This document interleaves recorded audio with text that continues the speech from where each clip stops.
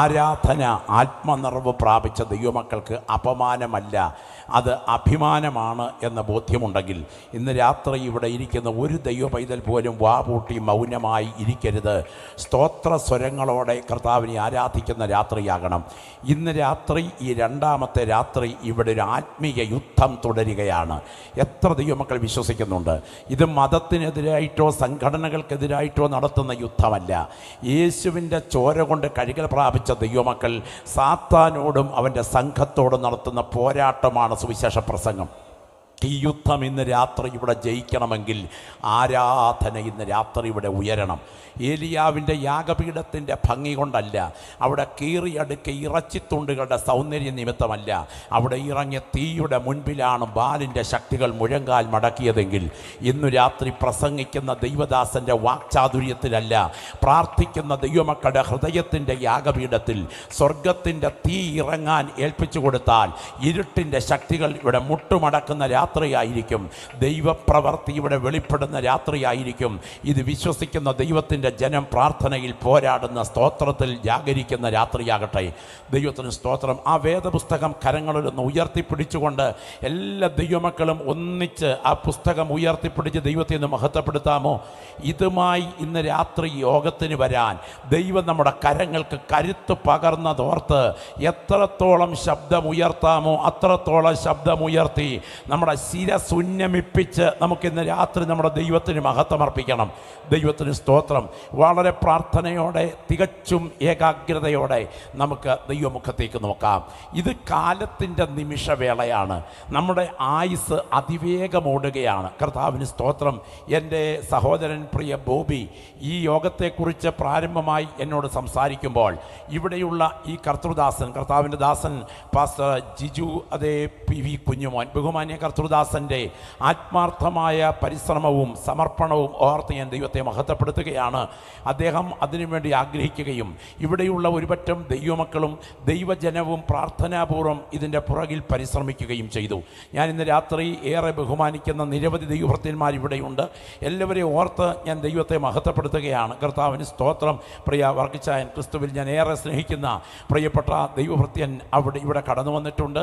India Pentecost ദൈവസഭയ്ക്ക് ഈ മേഖലയിൽ താൻ നേതൃത്വം നൽകുന്നു.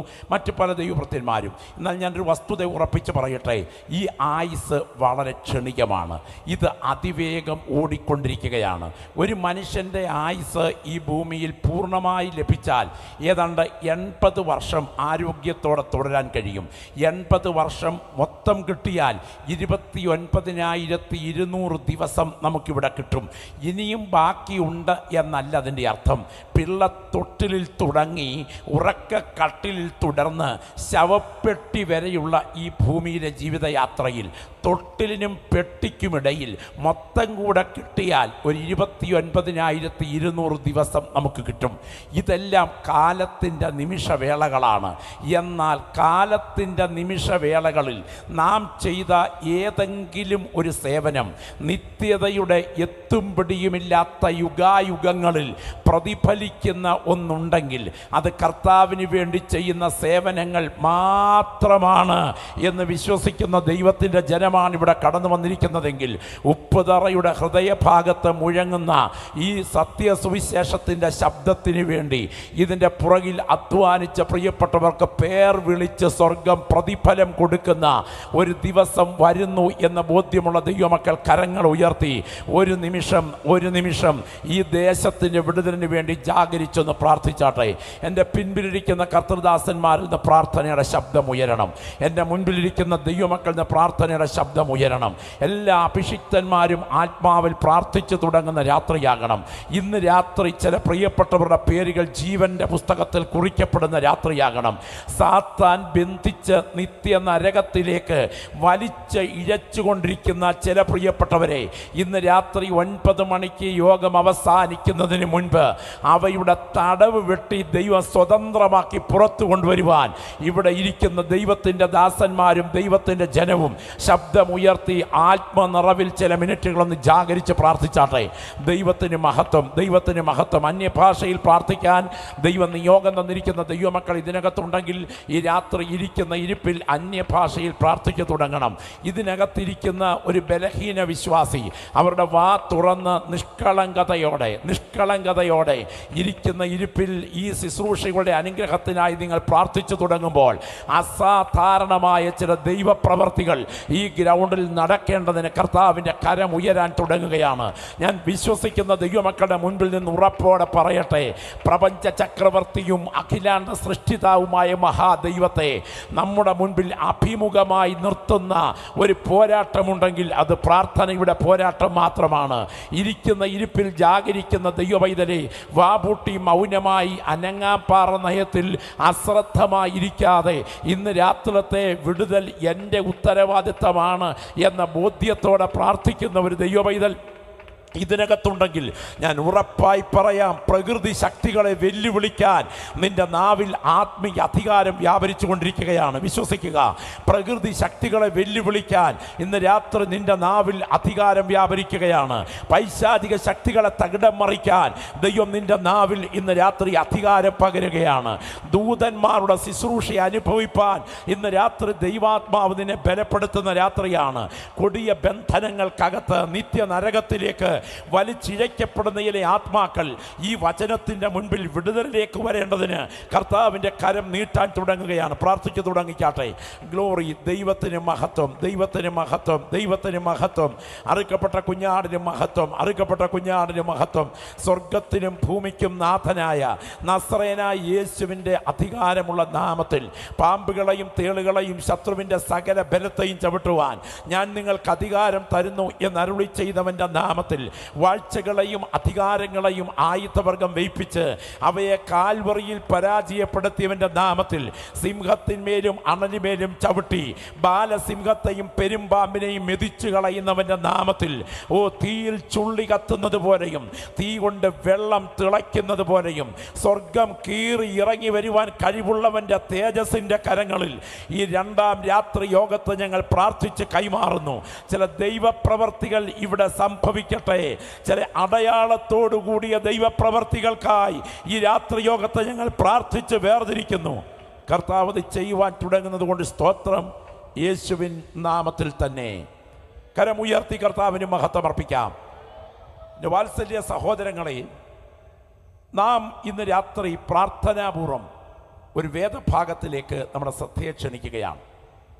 റോമാലേഖനം 8-ാം അധ്യായം 31-32 വാക്യങ്ങൾ. റോമാലേഖനം 8-ാം അധ്യായം അതിന് 31-32 വാക്യങ്ങൾ ശബ്ദമുയർത്തി വായിച്ച് സഹായിക്കാം. ഉച്ചഭാഷണിയുടെ സഹായത്തോടുകൂടെ വായിച്ച് സഹായിക്കുക. റോമാലേഖനം 8-ാം അധ്യായം 31-32. ഇത് സംബന്ധിച്ച് നാം എന്ത് പറയേണ്ടു? ദൈവം നമുക്ക് അനുകൂലമെങ്കിൽ നമുക്ക് പ്രതികൂലം ആർ? സ്വന്തം പുത്രനെ ആദരിക്കാതെ നമുക്ക് എല്ലാവർക്കും വേണ്ടി ഏൽപ്പിച്ചു തന്നവൻ അവനോടുകൂടെ സകലവും നമുക്ക് നൽകാതിരിക്കുമോ? മതിയല്ലോ.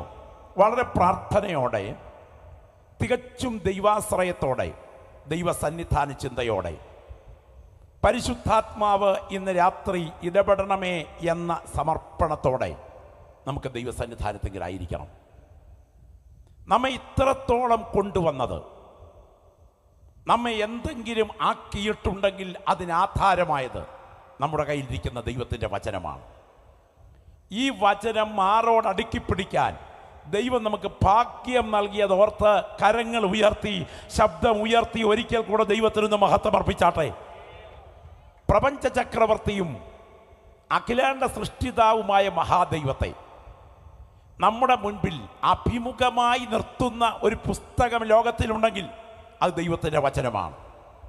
ഈ വചനം വഴികാട്ടിയായി സ്വീകരിച്ചിരിക്കുന്ന ഒരു ദൈവപൈതൽ ഇവിടെ ഉണ്ടെങ്കിൽ നിന്നെ തകർക്കാൻ ലോകത്തിലെ ഒരു ശക്തിക്കും കഴിയുകയില്ല.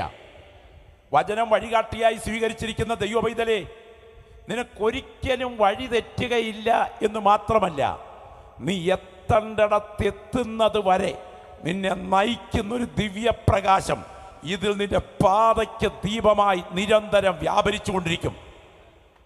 ഇരുട്ടിൻ്റെ ശക്തികളെ ഊരി വെട്ടാൻ ദൈവം നിന്റെ കയ്യിൽ തന്നിരിക്കുന്ന പടവാളാണ് ഈ ജീവന്റെ വചനം. അന്ധകാര ശക്തികൾക്കെതിരെ ഉപയോഗിക്കാൻ ദൈവം തന്നിരിക്കുന്ന പോരാട്ടത്തിൻ്റെ സമരായുധമാണ് ഈ ജീവന്റെ വചനം. വചനത്താൽ ബലം പ്രാപിച്ച ദൈവമക്കൾ തല കുനിക്കേണ്ടി വരികയില്ല. ദൈവത്തിൻ്റെ കരുതലിൻ്റെ സംരക്ഷണം അവർക്ക് ചുറ്റുമുണ്ടായിരിക്കും. ലോകത്തിൽ എത്രയോ മതഗ്രന്ഥങ്ങളുണ്ട്. ബുദ്ധമതഗ്രന്ഥം, ജൈന മതഗ്രന്ഥം, പാഴ്സി മതഗ്രന്ഥം, സിഖ് മതഗ്രന്ഥം, ഇസ്ലാം മതഗ്രന്ഥം. എല്ലാവരും അവരവരുടെ മതഗ്രന്ഥങ്ങൾ അതുല്യമെന്ന്, വൈശിഷ്ട്യം നിറഞ്ഞതെന്ന്, സത്യസന്ധമെന്ന്, ഈശ്വരാസ്തിക്യത്തിൻ്റെ പ്രഖ്യാപിത രേഖകളെന്ന് തെളിയിക്കാൻ അശ്രാന്ത പരിശ്രമം നടത്തുമ്പോൾ നമ്മുടെ വിശ്വാസ പ്രമാണത്തിന് ആധാരമായ ഈ പരിശുദ്ധ തിരുവഴുത്തിൻ്റെ പരമ ഉത്കൃഷ്ടത, ഇതിൻ്റെ പവിത്രത, ഇതിൻ്റെ വൈശിഷ്ട്യം, ഇതിൻ്റെ സത്യസന്ധത, ഇതിൻ്റെ തെറ്റിക്കൂടായ്മ, ഇതിൻ്റെ ദിവ്യത്വം, ഇതിൻ്റെ അപ്രമാദിത്വം എവിടെയാണ് ഉള്ളടക്കം ചെയ്തിരിക്കുന്നത്? സത്യവും സങ്കല്പവും സമ്മിശ്രമാക്കി സമ്മേളിപ്പിച്ച് മനുഷ്യൻ്റെ മുൻപിലെ ഇലയിൽ വിളമ്പി വയ്ക്കുന്ന നിരവധി ഗ്രന്ഥങ്ങൾ ലോകത്തിലുള്ളപ്പോൾ അക്ഷരാഭ്യാസമില്ലാത്തവനെയും ദൈവരാജ്യത്തിന് അവകാശിയാക്കാൻ ശക്തിയുള്ള ദൈവത്തിൻ്റെ മാറ്റമില്ലാത്ത വചനത്തിൻ്റെ അതുല്യത സ്തുതി ചെയ്യുന്നത് നിറവേറിക്കഴിഞ്ഞതും നിറവേറൽ കാത്തു കിടക്കുന്നതും നിറവേറിക്കൊണ്ടിരിക്കുന്നതുമായ നിരവധി പ്രവചനങ്ങളിലാണ്. നാളെയുടെ നീളങ്ങളിൽ ഇവിടെ നടക്കാൻ തുടങ്ങുന്ന സംഭവങ്ങളെ ഇതുപോലെ മുന്നറിയിപ്പ് നൽകിയിട്ടുള്ള ഒരു പുസ്തകം ലോക ചരിത്രത്തിലില്ല എന്ന് പറയുമ്പോൾ അതിനാമേൻ പറയുന്ന ദൈവമക്കൾ കരമുയർത്തിയിട്ട് പറയണം, ഇതിൻ്റെ പുറകിൽ വ്യാപരിച്ചത് മനുഷ്യൻ്റെ കരമല്ല, ഇത് മഹാദൈവത്തിൻ്റെ കരം തന്നെയാണ്. പ്രിയപ്പെട്ടവരെ, ലോകത്തിൽ നമ്മളൊക്കെ ഓരോ സ്ഥലങ്ങളിൽ ജനിച്ചത് ആരും പ്രവചിച്ചിട്ടൊന്നുമല്ല. നമ്മളൊക്കെ വന്ന കൂട്ടത്തിൽ വന്നതാണ്. എന്നാൽ പലസ്തീൻ്റെ മണ്ണിൽ നമ്മുടെ രക്ഷകൻ ജനിച്ചത് വന്ന കൂട്ടത്തിൽ വന്നതല്ല. പ്രവചിച്ചതുപോലെ ജനിച്ച ഒരുവനെ ചരിത്രം കണ്ടിട്ടുണ്ടെങ്കിൽ അത് ഈ രാത്രി നാം സ്തോത്രം പറഞ്ഞ് ആരാധിക്കുന്ന കർത്താവാണ് എന്ന ബോധ്യമുള്ള ദൈവമക്കൾ കരമുയർത്തി പറയണം, അത് സാധാരണ ജന്മമല്ല, ദൈവത്തിൻ്റെ അനാദി നിർണയത്തിൻ്റെ നിവർത്തിയായ ജനനമാണ്. പ്രിയപ്പെട്ടവരെ, ഒരു പ്രവചനമാകാൻ അടിസ്ഥാനപരമായ ചില മാനദണ്ഡങ്ങളുണ്ട്. ഒന്നാമത്തെ മാനദണ്ഡം, അത് നിറവേറുന്നതിന് മുൻപ് പ്രഖ്യാപിച്ചിരിക്കണം. നിറവേറി കഴിഞ്ഞ കാര്യം ചകഞ്ഞെടുത്ത് പറയുന്നതല്ല പ്രവചനം, നിറവേറുന്നതിന് മുൻപ് പ്രഖ്യാപിച്ചിരിക്കണം. രണ്ട്, പ്രഖ്യാപനത്തിനും നിറവേറലിനുമിടയിൽ വ്യക്തമായ ഒരു ഇടവേള വേണം. മൂന്ന്, പ്രഖ്യാപിച്ച വ്യക്തിക്ക് പ്രഖ്യാപനത്തിൽ കൈകടത്തലോ ഭാഗഭാഗിത്വമോ ഉണ്ടാകരുത്. ഊട്ടുവിളക്കിൻ്റെ ചുവട് വീടിൻ്റെ പിൻപിലെ കയ്യാലയുടെ ദ്വാരത്തിൽ കൊണ്ട് ഒളിപ്പിച്ചു വെച്ചിട്ട് പ്രാർത്ഥിച്ചെടുക്കുന്ന വിദ്വാൻമാരെ കുറിച്ച് കേട്ടിട്ടുണ്ട്. അയാളുടെ കയ്യിലിരിപ്പ് തന്നെയാണ് ആ നിവർത്തിയുടെ പുറകിലുള്ളത്. യഥാർത്ഥ പ്രവാചകനോ തൽപര കക്ഷികൾക്കോ പ്രവചന നിറവേറലിൽ ഒരു കൈകടത്തലും പാടില്ല. ആ പ്രവചനം മാനുഷിക കാഴ്ചപ്പാടുകൾക്കും ധാരണകൾക്കും അതീതമായിരിക്കണം. ഞാൻ പറയാം, രാജാക്കന്മാർ ജനിക്കുന്നത് എവിടെയാണ്? കൊട്ടാരത്തിൽ. എന്നാൽ യേശുവിൻ്റെ ജനനത്തെക്കുറിച്ച് പ്രവചിച്ചപ്പോൾ നീയോ ബേതലഹേം എഫ്രാത്തെ എന്ന് പറഞ്ഞ് പ്രവചിച്ച പ്രവചനം നമുക്കറിയാം. സ്തോത്രം. എവിടെ നിന്നാണ് ആ പ്രവചനം നടക്കുന്നത്? ഒരു കുഗ്രാമത്തിൽ പ്രവചിച്ചാലും കൊട്ടാരത്തിൽ പ്രവചിച്ചാലും നിവർത്തിക്കേണ്ട സമയമടുക്കുമ്പോൾ എല്ലാ കാര്യത്തിലും എല്ലാ വശത്തും ഒരു പ്രവചനം കൃത്യമായി നിവർത്തിക്കപ്പെടുന്നെങ്കിൽ അതിൻ്റെ പുറകിൽ വ്യാപരിക്കുന്നത് മനുഷ്യൻ്റെ കരമല്ല, അത് മഹാദൈവത്തിൻ്റെ കരം തന്നെയാണ്. സാധുവായ ഒരു ഗർഭിണി സ്ത്രീ ബലഹീനതയിൽ യാത്ര ചെയ്യുമ്പോൾ വെച്ചും വിറച്ചും യാത്ര ചെയ്ത് ബേതലഹേമിലെത്തിയപ്പോൾ ജനനം നടക്കാൻ കാരണം അതിൻ്റെ പുറകിൽ ചലിച്ചത് മനുഷ്യൻ്റെ കരമല്ല, മഹാദൈവത്തിൻ്റെ കരമാണ്. അങ്ങനെയാണെങ്കിൽ ഇതുപോലെ പ്രവചനങ്ങൾ കൂട്ടമായി നിവർത്തിക്കപ്പെട്ട ഒരു വ്യക്തിത്വത്തെ ലോകം കണ്ടിട്ടുണ്ടെങ്കിൽ ഇന്ന് രാത്രി ഇവിടെ ഇരിക്കുന്ന ദൈവമക്കൾ ശബ്ദമുയർത്തി ശിരസുന്നമിപ്പിച്ച് പറയണം, അത് ഞങ്ങൾ പ്രസംഗിക്കുന്ന നസറേനായ യേശുവല്ലാതെ ഒരുത്തനും ഇല്ലെന്ന് ആഘോഷത്തോടെ പറയാനാണ് ഈ പന്തൽ കെട്ടി വിളിച്ചു പറയുന്നത്. ആ കാലാതീതതയിൽ നിന്ന് കാലിത്തൊഴുത്തിലൂടെ കന്യകയുടെ ഉദരത്തിൽ ഉരുത്തിരിഞ്ഞ് ഈ കാലത്തിലേക്ക് കയറി വന്ന് പാപകളങ്കങ്ങൾ തെല്ലുമേശാതെ ഈ മണ്ണിൽ കറതീർന്ന പവിത്ര ജീവിതം നയിച്ച് ഇങ്ങനെ സകല നീതിയും നിവർത്തിക്കുന്നത് നമുക്കുചിതം എന്ന് പറഞ്ഞുകൊണ്ട് യോഹന്നാന്റെ കൈക്കീഴിൽ നിമജ്ജന സ്നാനം സ്വീകരിച്ച് രോഗികളെ സൗഖ്യമാക്കി മരിച്ചവരെ ഉയർപ്പിച്ച് അത്ഭുതങ്ങൾ ചെയ്ത് നാടകം സഞ്ചരിച്ച് 33 തിരുവയസ്സെങ്കിൽ നമ്മുടെ പാപശാപ കാലുഷ്യങ്ങൾ പരിഹരിപ്പാൻ കാൽവറിയിൽ കള്ളന്മാരുടെ മധ്യേ കാരിരും പാണുകളിൽ പിടഞ്ഞു മരിച്ച് കുലയ്ക്ക് കൊടുത്ത മരണത്തിനും കനത്ത കാവൽ ശക്തിക്കും വിധേയനായി കല്ലുകൊണ്ടുണ്ടാക്കിയ ഒരു കല്ലറയിൽ ശവസംസ്കരിക്കപ്പെട്ടിട്ടും കല്ലറയെ ഭേദിച്ച് കാവൽ പടയാളികളുടെ കാൽമുട്ടുകളെ വിറകൊള്ളിച്ച് 3-ാം നാൾ കല്ലറ കാലിയാക്കി ഉയർത്തെഴുന്നേറ്റ് ആണിപ്പാടേറ്റ പൊന്നു കരങ്ങൾ ഉയർത്തി വത്സല ശിഷ്യന്മാരെ ആശീർവദിച്ച് അവർ കാണുക സ്വർഗാരോഹണം ചെയ്ത് ഇത്രയും ദൈവമക്കൾ ഉപ്പുതറയിൽ വചനത്തിൻ്റെ മുൻപിലിരിക്കുമ്പോൾ തൃക്കരങ്ങളം തങ്കത്തളികയിൽ പരിശുദ്ധ രക്തവുമായി പിതൃവല ഭാഗത്ത് മധ്യസ്ഥതയണച്ച് ഇനി എത്രയും വേഗം കൈകളിൽ ചെങ്കോൽ പിടിച്ചുകൊണ്ട് ലോകത്തെ നീതിയോടെ ഭരിക്കാൻ മടങ്ങി വരുന്ന നസറേനായ യേശു എന്ന വ്യക്തിത്വത്തെ ഇന്ന് രാത്രി പരിചയപ്പെടുത്തലാണ് സുവിശേഷത്തിന്റെ അന്തസത്ത. ഗോതമ്പ് ദോശയിൽ നിന്ന് ഗോതമ്പ് മാറ്റിയാൽ എന്തധികം വരും? ഒന്നും അധികം വരികയില്ല. ഇതുപോലെ സുവിശേഷത്തിൽ നിന്നും യേശു ക്രിസ്തുവിനെ മാറ്റിയാൽ ഒന്നും അധികം വരില്ല. ഞങ്ങൾക്ക് ഇന്ന് രാത്രി ഉയർത്തിപ്പറയാനുള്ള ഒരു നാമമുണ്ടെങ്കിൽ അത് ഈ രാത്രി യേശുവിൻ്റെ നാമമാണ്. അവൻ്റെ കരം ഈ രാത്രി ആത്മാക്കളെ വിടുവിക്കുന്ന രാത്രിയാണ്. പ്രിയപ്പെട്ടവരെ, ശരിക്കും ബൈബിൾ പ്രവചനങ്ങൾ പഠിച്ചാൽ എത്ര കൃത്യമായാണ് ബൈബിൾ പ്രവചനങ്ങൾ അതിൻ്റെ കൂട്ട നിവർത്തിയിലേക്ക് പാഞ്ഞെടുക്കുന്നത്. ഞാൻ നിങ്ങളോട് പറയാം, ഈ യുഗം അതിൻ്റെ സന്ധ്യയിലേക്ക് നീങ്ങുകയാണ്.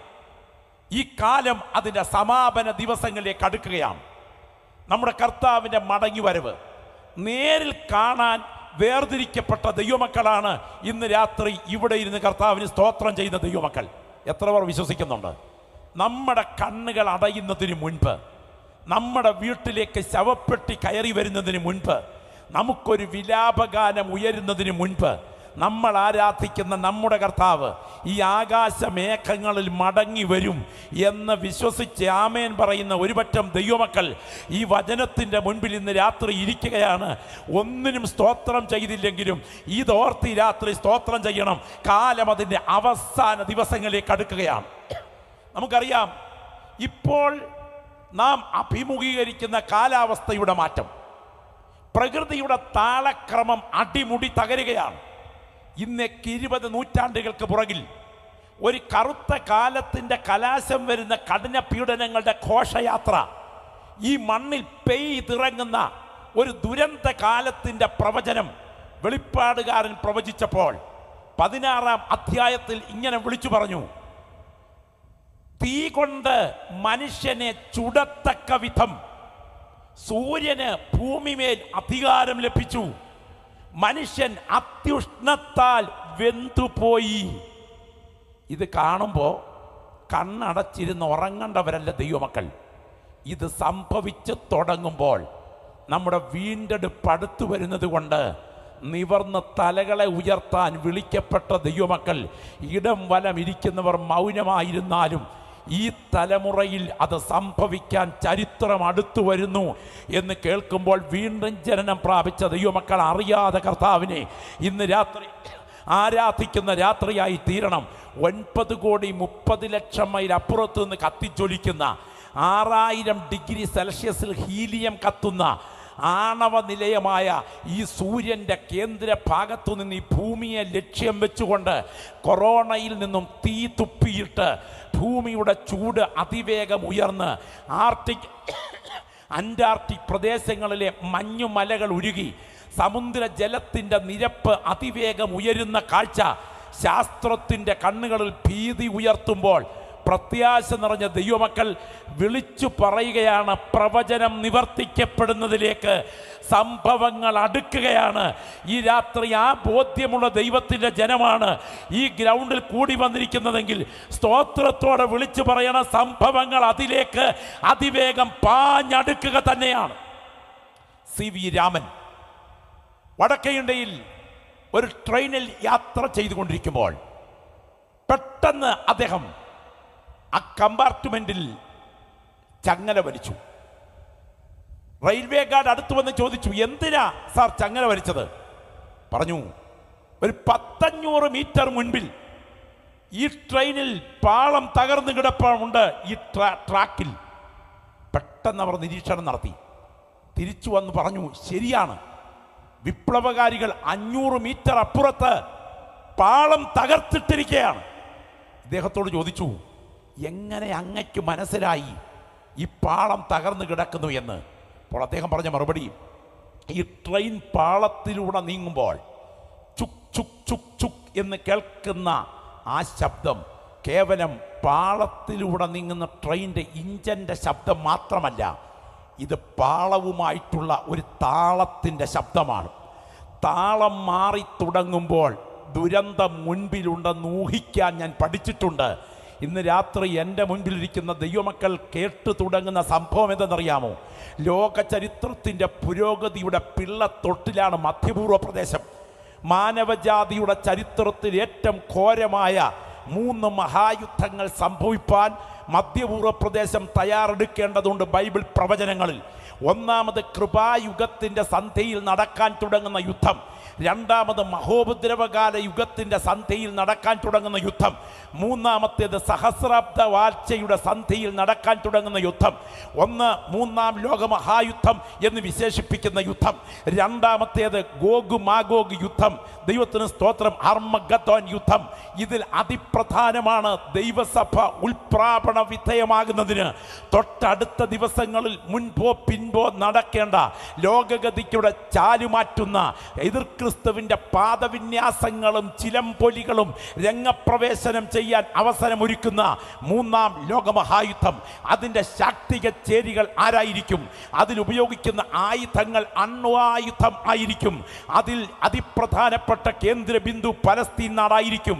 അതിൽ രാജ്യങ്ങൾ സംഘടിക്കുമ്പോൾ അതിൻ്റെ ഏറ്റവും കനത്ത നേതൃത്വം നൽകുന്നത് റഷ്യ ആയിരിക്കും. അതിൽ അറബ് രാജ്യങ്ങളിൽ ഇറാൻ മുൻപിൽ നിൽക്കും. ഇറാന്റെ പിന്തുണയോടെ അറബ് രാജ്യങ്ങൾ പലസ്തീൻ്റെ മണ്ണിൽ കൊടിയ യുദ്ധത്തിന് രംഗത്ത് വരുമ്പോൾ അമേരിക്ക ഉൾപ്പെടെയുള്ള ഗ്രേറ്റ് ബ്രിട്ടൻ ഉൾപ്പെടെയുള്ള പാശ്ചാത്യ ശക്തികൾ അതിനെ എതിർക്കാൻ രംഗത്ത് വരും. മാനവജാതി കണ്ടതിൽ വെച്ച് ഏറ്റവും ഘോരമായ ഒരു യുദ്ധം അവിടെ സംഭവിക്കും. 1-ാം ലോകമഹായുദ്ധം 100 ലക്ഷം പേർക്ക് ചുടലക്കളം തോണ്ടിയെങ്കിൽ 2-ാം ലോകമഹായുദ്ധം 550 ലക്ഷം പേരെ കൊന്നുമുടിച്ചെങ്കിൽ അടുത്ത മഹായുദ്ധം അതിഭീകരമായിരിക്കും. അതിൻ്റെ പശ്ചാത്തലത്തിൽ എതിർ ക്രിസ്തു രംഗപ്രവേശനം ചെയ്യും. ഇത് പഠിച്ചിട്ടുള്ള ജീവൻ പ്രാപിച്ച ദൈവമക്കൾ അതിൻ്റെ മാറ്റം കണ്ടു തുടങ്ങുന്ന ഈ ദിവസങ്ങളിൽ വിശ്വാസത്തിൻ്റെ കരങ്ങൾ ഉയർത്തിക്കൊണ്ട് ആത്മാവിൽ വിളിച്ചു പറയണം, എൻ്റെ ദൈവത്തിൻ്റെ കരം യുഗങ്ങൾക്ക് മുൻപേ. ഒന്ന് കരമുയർത്തി പറയാമോ? ഇവിടെ ഇരിക്കുന്ന ദൈവമക്കൾ എത്ര പേര് ഇവിടെയുണ്ട്? അഭിമാനത്തോടെ സ്തോത്രത്തോടെ നിങ്ങളുടെ വലത് കരങ്ങൾ ദൈവസ്ഥലിൽ ഉയർന്നിരിക്കുമ്പോൾ അല്പമെങ്കിലും സങ്കോചത്തോടെയല്ല, എൻ്റെ ഈ തലമുറയിൽ കർത്താവിൻ്റെ മടങ്ങിവരവ് ഞാൻ നേരിട്ട് കാണുമെന്ന് അകത്ത് ബോധ്യമുള്ള ആ ഉൾത്തുടിപ്പ് അനുഭവിക്കുന്ന ആ അകത്തെ ചലനം അനുഭവിക്കുന്ന ദൈവമക്കൾ, ഇത്രയും ദൈവമക്കൾ ഒന്നിച്ച് ശബ്ദമുയർത്തി വിളിച്ചു പറയണം, ആമേൻ, കർത്താവായ യേശുവേ വരേണമേ. യുഗം അതിൻ്റെ സന്ധ്യയിലേക്ക് അടുത്തുകൊണ്ടിരിക്കുകയാണ്. ദൈവമക്കൾ തിരിച്ചറിയുക. ഈ ബൈബിളിൻ്റെ പശ്ചാത്തലത്തിൽ ഞാൻ പ്രാവചനിക വസ്തുതകളെ തൊട്ടു പറഞ്ഞു. മറുവശത്ത് നമ്മെ വ്യക്തിഗതമായി പരാമർശിച്ചുകൊണ്ട് പറയുന്നു. ഞാനൊരു സങ്കീർത്തന വേദഭാഗം ഉദ്ധരിക്കുമ്പോൾ അത് എന്നോടൊപ്പം വിശ്വസിക്കുന്ന സകല ദൈവമക്കളും ഇരിക്കുന്ന ഇരിപ്പിനേറ്റ് പറയണം. സന്തോഷമുണ്ടോ? ശബ്ദം ഉയർത്തി പറയണം. കാരണം എനിക്കറിയാം എൻ്റെ മുൻപിലിരിക്കുന്ന ദൈവമക്കളിൽ ബഹുഭൂരിപക്ഷം വിശ്വാസികൾ ആത്മനിറവ് പ്രാപിച്ച ദൈവമക്കളാണ്. ഞാൻ ഇരിക്കുന്നതും എഴുന്നേൽക്കുന്നതും നീ അറിയുന്നു. എൻ്റെ നടപ്പും കിടപ്പും നീ ശോധന ചെയ്യുന്നു. എൻ്റെ വഴികളൊക്കെയും നിനക്ക് മനസ്സിലായിരിക്കുന്നു. നീ അറിയാതെ ഒരു വാക്കും എൻ്റെ നാവിന്മേലില്ല. നീ മുൻപും പിൻപും എന്നെ അടച്ചു, നിന്റെ കൈ എൻ്റെ മേൽ വെച്ചിരിക്കുന്നു. ഈ പരിജ്ഞാനം എനിക്ക് അത്യത്ഭുതമാകുന്നു. അതെനിക്ക് ഗ്രഹിച്ചുകൂടാതെ വണ്ണം ഉന്നതമായിരിക്കുന്നു. എൻ്റെ ആത്മാവിനെ ഒളിച്ച് ഞാൻ എവിടേക്ക് പോകും? തിരുസന്നിധി വിട്ട് ഞാൻ എവിടെ കൂടും? ഞാൻ സ്വർഗത്തിൽ കയറിയാൽ നീ അവിടെയുണ്ട്. ഞാൻ ഉഷസ്സിൽ ചിറക് ധരിച്ച് സമുദ്രത്തിൻ്റെ അറ്റത്തി എന്ന് പാർത്താൽ അവിടെയും നിന്റെ കൈ എന്നെ നടത്തും. ഇരുട്ടെന്നെ മൂടിക്കളയട്ടെ, വെളിച്ചം എൻ്റെ ചുറ്റും രാത്രിയായി തീരട്ടെ എന്ന് പറഞ്ഞാൽ ഇരുട്ട് പോലും നിനക്ക് മറവായിരിക്കയില്ല. രാത്രി പകൽ പോലെ പ്രകാശിക്കും, ഇരുട്ടും വെളിച്ചവും നിനക്ക് ഒരുപോലെ തന്നെ. അടുത്ത വാചകം, നീയല്ലോ എൻ്റെ അന്തരംഗങ്ങളെ നിർമ്മിച്ചത്, എൻ്റെ അമ്മയുടെ ഉദരത്തിൽ നീ എന്നെ മെടഞ്ഞു. കേട്ടോ, നെയ്ത്തുകാരൻ കൊട്ട മെടയുന്നത് പോലെ, ഓല നെയ്തെടുക്കുന്നത് പോലെ എൻ്റെ കൂടപ്പുറപ്പെ, മനുഷ്യൻ്റെ കണ്ണുകൾക്ക് നീ അജ്ഞാതമായിരുന്നപ്പോൾ നിന്റെ അമ്മയുടെ ഗർഭഗൃഹത്തിനകത്ത് നിന്നെ മെനഞ്ഞ ഒരു കരമുണ്ട്. അത് ഈ രാത്രി ഞാൻ സ്തോത്രം പറഞ്ഞ് ആരാധിക്കുന്ന കർത്താവാണ്. ഒരു മന്ത്രപ്രയോഗത്തിനും ഒരു ക്ഷുദ്രവാദത്തിനും ഒരാഭിചാരത്തിനും ഒരേലസിനും ഒരാവാഹിച്ചു വിട്ട ദുരാത്മ വ്യാപാരത്തിനും തകർക്കാൻ കഴിയാത്തൊരു പദ്ധതി പ്രാർത്ഥിക്കുന്ന നിന്നെക്കുറിച്ച് എൻ്റെ ദൈവം നീ ജനിക്കുന്നതിന് മുൻപ് പ്ലാൻ ചെയ്ത് വെച്ചിട്ടാണ് ഈ ഭൂമിയിൽ നിന്നെ ജനിക്കാൻ അനുവദിച്ചത് എന്ന ആന്തരിക ബോധ്യമുള്ള ദൈവമക്കൾ ഇരിക്കുന്ന ഇരിപ്പിൽ ശബ്ദമുയർത്തി കരമടിക്കാമെങ്കിൽ കരമടിച്ച് പറയണം, ലോകത്തിൽ ആർക്കുള്ളതിനേക്കാൾ ഗ്ലോറി ഗ്ലോറി ഗ്ലോറി, രക്തത്താൽ ജയം.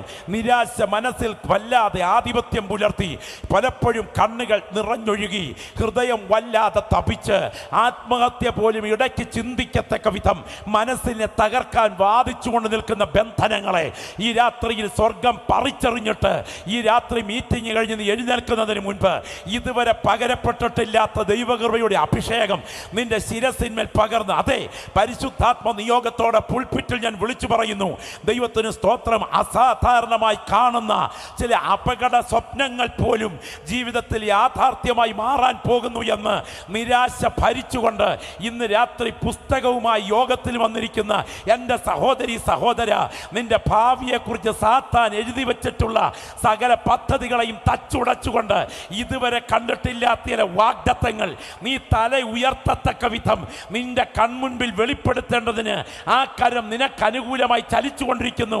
ആ ബോധ്യമുള്ള ദൈവമക്കൾ പാതാള ഗോപുരങ്ങൾ കേൾക്കേ, നരക കവാടങ്ങൾ കേൾക്കേ, സാത്താന്റെ ഒടുങ്ങ പക തിരിച്ചറിയേ ഈ ഗ്രൗണ്ടിലിരുന്ന് ആത്മാവിൽ വിളിച്ചു പറയണം, ഓ ദൈവത്തിന് മഹത്വം, ദൈവത്തിന് മഹത്വം. ആത്മാവിൽ ഉറപ്പോടെ പറയണം, സ്വന്തം പുത്രനെ ആദരിക്കാതെ ഞങ്ങൾക്കെല്ലാവർക്കും വേണ്ടി ഏൽപ്പിച്ചു തന്നവൻ അതോടുകൂടെ സകലതും ഞങ്ങൾക്ക് നൽകാതിരിക്കുമോ? ദൈവം നമുക്ക് അനുകൂലമെങ്കിൽ പ്രതികൂലമാര്? അവന്റെ കരവിൽ രാത്രിയുടെ വ്യക്തികളെ ഇറങ്ങി തൊടുന്ന രാത്രിയാണ്. ഓ രക്തത്താൽ ജയം, ശബ്ദമുയരട്ടെ, ശബ്ദമുയരട്ടെ. ഓ രക്തത്താൽ ജയം, രക്തത്താൽ ജയം. ഹോരേബിൽ വെളിപ്പെട്ട ദൈവത്തിൻ്റെ തേജസ്, സീനായിൽ മൂടിയിറങ്ങിയ ദൈവത്തിൻ്റെ തേജസ് ഇന്ന് രാത്രി ഇരിക്കുന്ന ദൈവമക്കളുടെ മീതെ ആത്മാവിൽ കവിയുന്ന രാത്രിയാണ്. നീ ഇരിക്കുന്നത് കസേരയിലാണെങ്കിലും ഹോരേബിൽ മുൾപ്പടപ്പിൽ ദൈവത്തിൻ്റെ തേജസ് മൂടി നിൽക്കുന്നത് ഒരു മുൾപ്പടപ്പിലെ ചുറ്റുമായിരിക്കുന്നത് പോലെ നിന്നെ കത്തിച്ച് ചാമ്പലാക്കുന്ന അഗ്നി അല്ല ഇന്ന് രാത്രി നിന്നെ പൊതിഞ്ഞുകൊണ്ടിരിക്കുന്നത്. മനസ്സിനെ നിഷ്കളങ്കമായ മാനസികാവസ്ഥകളെ മുച്ചൂടും തകർത്ത് നിന്റെ മനസ്സിനെ കലുഷിതപ്പെടുത്തി നിരാശയിലേക്ക് വലിച്ചിഴക്കത്തക്ക വിധം വാദിച്ചു കൊണ്ടിരിക്കുന്ന ചിലതിന്മേൽ ഞങ്ങൾ ഈ രാത്രി ഈ പുൾപിറ്റിൽ നിന്ന് പ്രസംഗിച്ചു കൊണ്ടിരിക്കുമ്പോൾ തന്നെ സ്വർഗത്തിൻ്റെ കൈ നീണ്ടുവരികയാണ്. നിന്നെക്കുറിച്ച് അയൽപക്കക്കാരുടെ പദ്ധതിയല്ല, നിന്നെക്കുറിച്ച് നിന്റെ ശത്രുവിൻ്റെ പദ്ധതിയല്ല, നിന്നെക്കുറിച്ച് ദൈവത്തിൻ്റെ പദ്ധതി നിവർത്തിക്കേണ്ടതിന് ചില പദ്ധതികളെ പൊളിച്ചെഴുതുന്ന രാത്രിയാണ് ഇന്ന് രാത്രി എന്ന് തിരിച്ചറിഞ്ഞുകൊണ്ട് ഈ ഗ്രൗണ്ടിലെ വചനം ഉറപ്പോടെ പറയണം.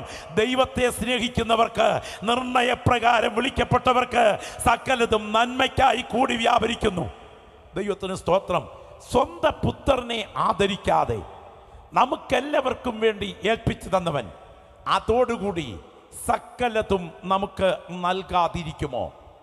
പ്രിയപ്പെട്ടവരെ, ഇത് രേഖപ്പെടുത്തിയ അനുഗ്രഹീതനായ കർത്തൃദാസൻ, നിങ്ങൾ ശ്രദ്ധിച്ചു കേൾക്കണേ.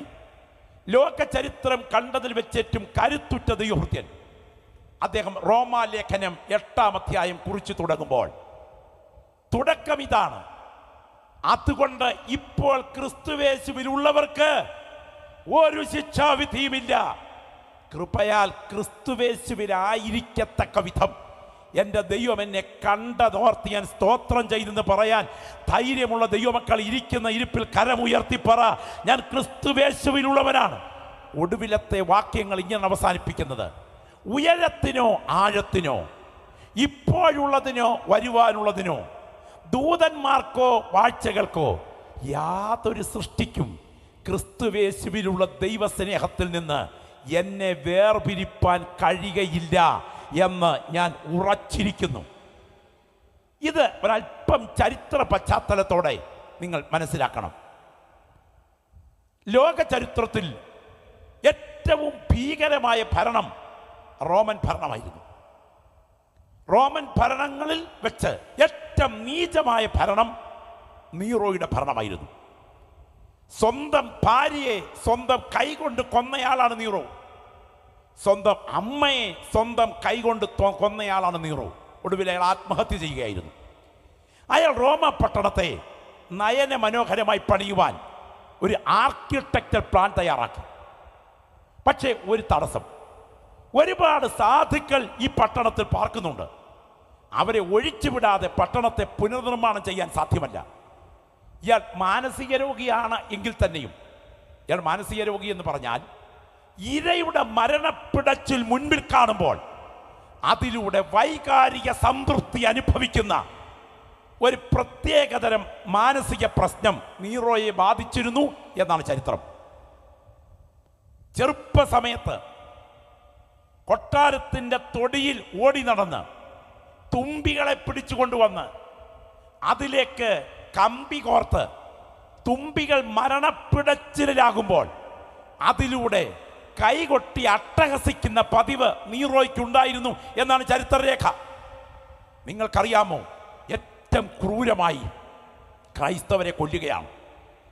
ക്രൈസ്തവരെ കൊല്ലുമ്പോൾ ഉദ്യാനത്തിനകത്ത് ഇരുമ്പ് തൂൺ നിർത്തി അതിൽ മെഴുകുശീല ചുറ്റി ക്രൈസ്തവരെ കൂട്ടമാക്കി നിർത്തിയതിന് ശേഷം കൊട്ടാരത്തിൻ്റെ ഈ മുൻപിലുള്ള പൂന്തോട്ടത്തിൽ നിന്ന് എല്ലാവരും പുറത്തിറങ്ങാൻ പറഞ്ഞിട്ട് വിവസ്ത്രനായി കുതിരപ്പുറത്ത് കയറി ഒരേ സമയം ക്രൈസ്തവരുടെ ചിതയ്ക്ക് തീ കൊടുക്കുമ്പോൾ ജീവനുള്ള പന്തങ്ങൾ പിടഞ്ഞു മരിക്കുന്നത് കണ്ടുകൊണ്ട് അട്ടഹസിച്ച് ചിരിച്ച് ആസ്വദിച്ച് അതിലൂടെ യാത്ര ചെയ്ത ഒരു മാനസിക രോഗിയായിരുന്നു നീറോ. അയാൾ ആത്മഹത്യ ചെയ്യുകയായിരുന്നു. അയാൾ ഒരു പ്രത്യേക പദ്ധതി തയ്യാറാക്കി. അത് പൂർത്തീകരിക്കാൻ റോമാ പട്ടണത്തിന് തീ കൊടുപ്പിക്കേണ്ടി വന്നു.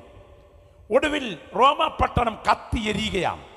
സ്ത്രീകളും കുഞ്ഞുങ്ങളും ഒരു ഭീകരാവസ്ഥയിൽ ഉരുകിത്തീരുമ്പോൾ ജനക്കൂട്ടം പ്രക്ഷോഭം സംഘടിപ്പിച്ച് ഒരു കൊടുങ്കാറ്റ് പോലെ കൊട്ടാരത്തിന് നേരെ അടുക്കുകയാണ്. നീറോയ്ക്ക് മനസ്സിലായി സംഗതി അപകടമാണ്.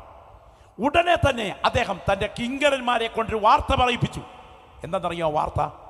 ഈ അഗ്നിബാധയുടെ ഉത്തരവാദികൾ ക്രിസ്ത്യാനികളാണ്, ഭൂമിയെ തീ കൊണ്ട് നശിപ്പിക്കും എന്ന് വിളിക്കുന്ന ക്രൈസ്തവരാണ് ഇതിൻ്റെ ഉത്തരവാദികൾ. അതോടുകൂടെ ജനക്കൂട്ടം ക്രൈസ്തവർക്ക് നേരെ തിരിഞ്ഞു എന്ന ചരിത്രം. ഏറ്റവും ക്രൂരവും മൃഗീയവും മനുഷ്യത്വരഹിതവുമായി ക്രൈസ്തവരെ കൊല്ലുകയാണ്. അടകല്ലിലോട്ട് തല കയറ്റി വെച്ച് കൂടം കൊണ്ട് തല തല്ലിപ്പൊട്ടിക്കുന്നു. വായിലൂടെ വെള്ളം അടിച്ച് കയറ്റി ഉദരം വീർപ്പിച്ച് കൂട്ടമായി മലർത്തിയിട്ടിട്ട് അതിൻ്റെ പുറത്തുകൂടെ കുതിരകളെ ഓടിച്ച് വയറ് ചവിട്ടിപ്പൊട്ടിക്കുന്നു. വടവൃക്ഷങ്ങളുടെ കൊമ്പുകൾ പിച്ചള ചങ്ങല കൊണ്ട് വലിച്ചടുപ്പിച്ചിട്ട് കൈകാലുകൾ അതിൽ ചേർത്ത് കെട്ടി ശരീരഭാഗങ്ങളെ 2 തുണ്ടുകളാക്കി കീറി മാറ്റുന്നു. മുപ്പല്ലിയിൽ കുത്തി ഉയർത്തി തീക്കകത്തിട്ട് ചുട്ടുകൊല്ലുന്നു. ഞാൻ ഒരു വസ്തുത ഇടയ്ക്ക് പറയാം. അധികാരത്തിനോ ആയുധത്തിനോ കാരാഗ്രഹത്തിനോ ഈർച്ചവാളിൻ്റെ മൂർച്ചയുള്ള മുനയ്ക്കോ തകർക്കാൻ കഴിയുന്നതല്ല സുവിശേഷത്തിൻ്റെ ശക്തി. ഇതിൻ്റെ പുറകിൽ വ്യാപരിക്കുന്ന ശക്തി അമാനുഷികമാണ്. ഇന്ന് ഞങ്ങൾ ഇവിടെ ഇരുന്ന് ആരാധിക്കുമ്പോൾ പേരിലെങ്കിലും ഭൂമണ്ഡലത്തിൽ ക്രൈസ്തവ രാജ്യം എന്നറിയപ്പെടുന്ന പഴയ റോമിൻ്റെ കേന്ദ്രഭാഗം ക്രിസ്തീയ ഭരണത്തിൽ എത്തത്തക്ക വിധം ഒരു ജനതയുടെ ചരിത്രം മാറ്റിയതിൻ്റെ കാരണം ദൈവത്തിൻ്റെ കരമുയർന്നാൽ ഇതിനെ പിടിച്ചു നിർത്താൻ ഒരു ശക്തിക്കും കഴിയുകയില്ല എന്ന് ദൈവമക്കൾ ആത്മാവിൽ തിരിച്ചറിയണം. ദൈവത്തിന് സ്തോത്രം. ഒടുവിൽ അന്ന് അറിയപ്പെട്ട 2 ക്രൈസ്തവ ലീഡേഴ്സിനെ അറസ്റ്റ് ചെയ്തു. ഒന്ന് പത്രോസ് ആയിരുന്നു, മറ്റൊന്ന് പൗലോസ് ആയിരുന്നു. പൗലോസ് കർപ്പോസിൻ്റെ വീട്ടിൽ പുതപ്പും പുസ്തകങ്ങളും ചർമ്മലിഖിതങ്ങളുമായി പ്രാർത്ഥനാനിരതനായിരുന്നപ്പോൾ അവിടുന്ന് ഉടുതുണിക്ക് മറുതുണി എടുക്കാൻ അനുവദിക്കാതെ അറസ്റ്റ് ചെയ്ത് ബാബിലതെ കൊണ്ടുവന്ന് നേരെ റോമിൽ മർമാട്ടിൻ ഗുഹയിൽ പാർപ്പിച്ചു. ചരിത്രമാണ്, മർമാട്ടിൻ ഗുഹയിൽ. അടുത്തത് പത്രോസാണ്. പൗലോസിനെ അതേ കൊണ്ടുവന്ന് പാർപ്പിച്ച് അടുത്തത് പത്രോസ്. ബാബിലോണിൽ നിന്ന് അദ്ദേഹത്തെ അറസ്റ്റ് ചെയ്ത് കൊണ്ടുവന്ന് ഇതേ ഗുഹയിൽ, 2 പേരും മരണത്തിന് മുൻപ് ഒറ്റ ഗുഹയിലാണ് പൗലോസും പത്രോസും പാർത്തിരുന്നത്. പത്രോസ് പൗലോസിനോട് അവസാനമായി വിടവാങ്ങി തലകീഴായി ക്രൂശിക്കപ്പെടാൻ പോകുന്ന ഒരു സ്ഥലത്ത് വെച്ച് തന്നെയാണ്. സ്തോത്രം. ചരിത്ര പ്രസിദ്ധമായ മർമാട്ടിൻ ഗുഹ.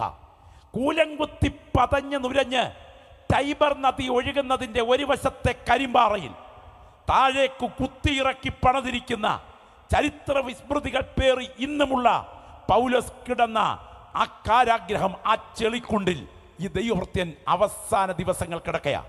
നിങ്ങൾ ശ്രദ്ധിക്കണം. മരണസ്ഥലം തനിക്ക് മനസ്സിലായി, മരണസമയം തനിക്ക് മനസ്സിലായി, മരണവിധം തനിക്ക് മനസ്സിലായി. എന്ന് പറഞ്ഞാൽ തൻ്റെ മരണം സാധാരണ മരണമല്ല. തൻ്റെ മരണം തൻ്റെ കഴുത്ത് മുറിക്കാൻ ഉപയോഗിക്കുന്ന ആ പീഠത്തിൻ്റെ ചുവട്ടിലേക്ക് തൻ്റെ ചോര ഒഴുകി വീഴും എന്ന് മനസ്സിലാക്കിക്കൊണ്ട് തൻ്റെ മരണത്തെ താൻ പാനീയ യാഗബലി എന്ന് വിശേഷിപ്പിച്ചു. സ്തോത്രം. ഈ സമയം ആ ദൈവഭൃത്യൻ വേദനയോടെ ആയിരിക്കുന്നു. മുകളിൽ ഒരു കരിമ്പാറപ്പാളി അടയ്ക്കുന്ന പതിവുണ്ട്. അതിനകത്തൂടെ കൈ കടക്കുന്ന ഒരു ദ്വാരമുണ്ട്. ഈ ഗുഹ 15 അടിയോളം കുത്തനെ താഴ്ചയുള്ളതാണ്. ഭിത്തിയിൽ 2 അടിയോളം പുറത്തേക്ക് തള്ളി നിൽക്കുന്ന ഒരു കല്ലുണ്ട് എന്ന് പറയപ്പെടുന്നു. അതിലോട്ട് കയറിയിരുന്നാൽ മുകളിലൂടെ അരിച്ചിറങ്ങുന്ന പ്രകാശധാരയ്ക്ക് അഭിമുഖമായി ചുരുൾ മലർത്തി വെച്ച് പ്രിയപ്പെട്ടവർക്ക് കത്തെഴുതാം. അവസാനമായി കത്തെഴുതുകയാണ്. നിങ്ങൾ ഓർക്കണം, മരണം ഒരു വിളിപ്പാടടുക്കൽ മുൻപിൽ വന്ന് നിൽക്കുന്നു. അഭിഷേകത്തിൻ്റെ അഗ്നിയാൽ നിറഞ്ഞ കർത്തൃദാസൻ ആത്മനിയോഗത്തോടെ തൂലികയെ അങ്ങോട്ടെടുത്ത് മടിയിലേക്ക് തുകൽ ചുരുൾ നിരത്തി വെച്ച് ആത്മാവിൽ കുറിക്കുകയാണ്. ഞാൻ ആരെ വിശ്വസിച്ചിരിക്കുന്നു എന്ന് ഞാൻ അറിയുന്നു, അവൻ എൻ്റെ ഉപനിധി. ഇന്ന് രാത്രി സ്തോത്രം പറയാൻ കഴിയുമോ? ആ ദിവസം വരെ സൂക്ഷിപ്പാൻ ശക്തനെന്ന് ഞാൻ ഉറച്ചിരിക്കുന്നു. ഞാൻ നല്ല പോർ പൊരുതി, ഓട്ടം തികച്ചു, വിശ്വാസം കാത്തു, നീതിയുടെ കിരീടം എനിക്കായി വച്ചിരിക്കുന്നു. എനിക്ക് മാത്രമല്ല, അവൻ്റെ പ്രത്യക്ഷതയിൽ പ്രിയം വച്ച ഏവർക്കും കൂടെ. മകനെ തിമത്തിയോസേ, ശീതകാലത്തിന് മുൻപേ വരുവാൻ ഉത്സാഹിക്ക. നീ പോരുമ്പോൾ പുതപ്പും പുസ്തകങ്ങളും ചർമ്മലിഖിതങ്ങളും കൂടെ കൊണ്ടുപോരുക. ഇന്ന് രാത്രി ഇവിടെ നിന്ന് ആരാധിക്കുന്ന ദൈവമക്കൾ ഓർക്കണം, ഒരു പുതപ്പ് പോലും പുതയ്ക്കാൻ അവസരം കിട്ടാതെ ഒടുവിലത്തെ മണിക്കൂറിൽ മരണം ഏറ്റെടുക്കുമ്പോൾ ആ ദൈവദാസൻ്റെ ജീവിതം ഒരു പരാജയമാണ് എന്ന് വിശ്വസിക്കുന്നെങ്കിൽ നിങ്ങൾക്ക് സ്തോത്രം പറയാൻ പറ്റില്ല. എന്നാൽ ഒരു പുതപ്പ് പുതച്ചില്ലെങ്കിലും നിത്യത കൈവിട്ടു പോകാതെ അവിടെ എത്തി എന്ന ബോധ്യമാണ് അകത്ത് ഭരിക്കുന്നതെങ്കിൽ ഇന്ന് രാത്രി ഇരിക്കുന്ന ഇരിപ്പിൽ കരങ്ങൾ ഉയർത്തിയിട്ട് പറയണം, ഞാൻ അനുഭവിക്കുന്ന ശോധനയുടെ പുറകിൽ ഞാൻ ആരാധിക്കുന്ന എൻ്റെ ദൈവത്തിൻ്റെ കരം എനിക്ക് അനുകൂലമായി ചലിച്ചു നിൽക്കുന്ന രാത്രിയാണ് ഈ രാത്രി. ഒന്ന് കരമുയർത്തിപ്പിടിക്കാമോ? ഒന്ന് കരമുയർത്തിപ്പിടിക്കാമോ? ആത്മാവിൽ ആരാധിക്കുന്ന ദൈവമക്കൾ ചില വ്യക്തികളോട് ഈ ഗ്രൗണ്ടിൽ കടന്നു വന്ന് സ്തോത്രം ചെയ്തുകൊണ്ടിരിക്കുമ്പോൾ ഈ ഉയർത്തിയ കരങ്ങൾക്ക് നേരെ ദൈവത്തിൻ്റെ ആത്മാവ് ഇടപെട്ട് പറയുകയാണ്, നീ പ്രതീക്ഷിക്കാത്ത അനർത്ഥങ്ങൾ നിന്റെ ജീവന് നേരെ ഉയർന്നു വന്നാലും, നിനക്ക് മുൻപോട്ട് നീങ്ങാൻ കഴിയാത്ത വെല്ലുവിളികൾ നിന്റെ ആയുസ്സിന് നേരെ ആധിപത്യം പുലർത്തിയാലും, ഇന്ന് രാത്രി ഇരിക്കുന്ന ഇരിപ്പിൽ കരങ്ങൾ ഉയർത്തിപ്പിടിച്ചുകൊണ്ട് ആത്മാവിൽ പറയേണ്ട ഒരു വചനം ഞാൻ വിളിച്ചു പറയാൻ തുടങ്ങുകയാണ്.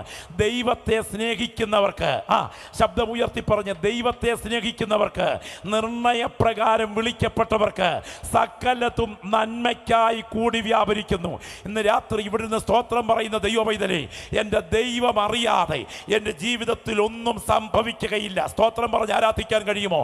ഇന്ന് രാത്രി ഈ വചനം കേട്ടുകൊണ്ട് ഈ ഗ്രൗണ്ടിലിരിക്കുന്ന ദൈവമക്കളും ഇന്ന് രാത്രി ഈ വചനത്തിന് മുമ്പിലിരിക്കുന്ന കർത്തൃദാസന്മാരും ഒരുപോലെ പറയണം, ഞാൻ കുടിച്ച വീഞ്ഞിനേക്കാൾ ഞാൻ ഒഴുക്കിയ കണ്ണുനീരിനായിരിക്കും എനിക്ക് നിത്യതയിൽ പ്രതിഫലം പ്രാപിക്കാൻ തുടങ്ങുന്നത്.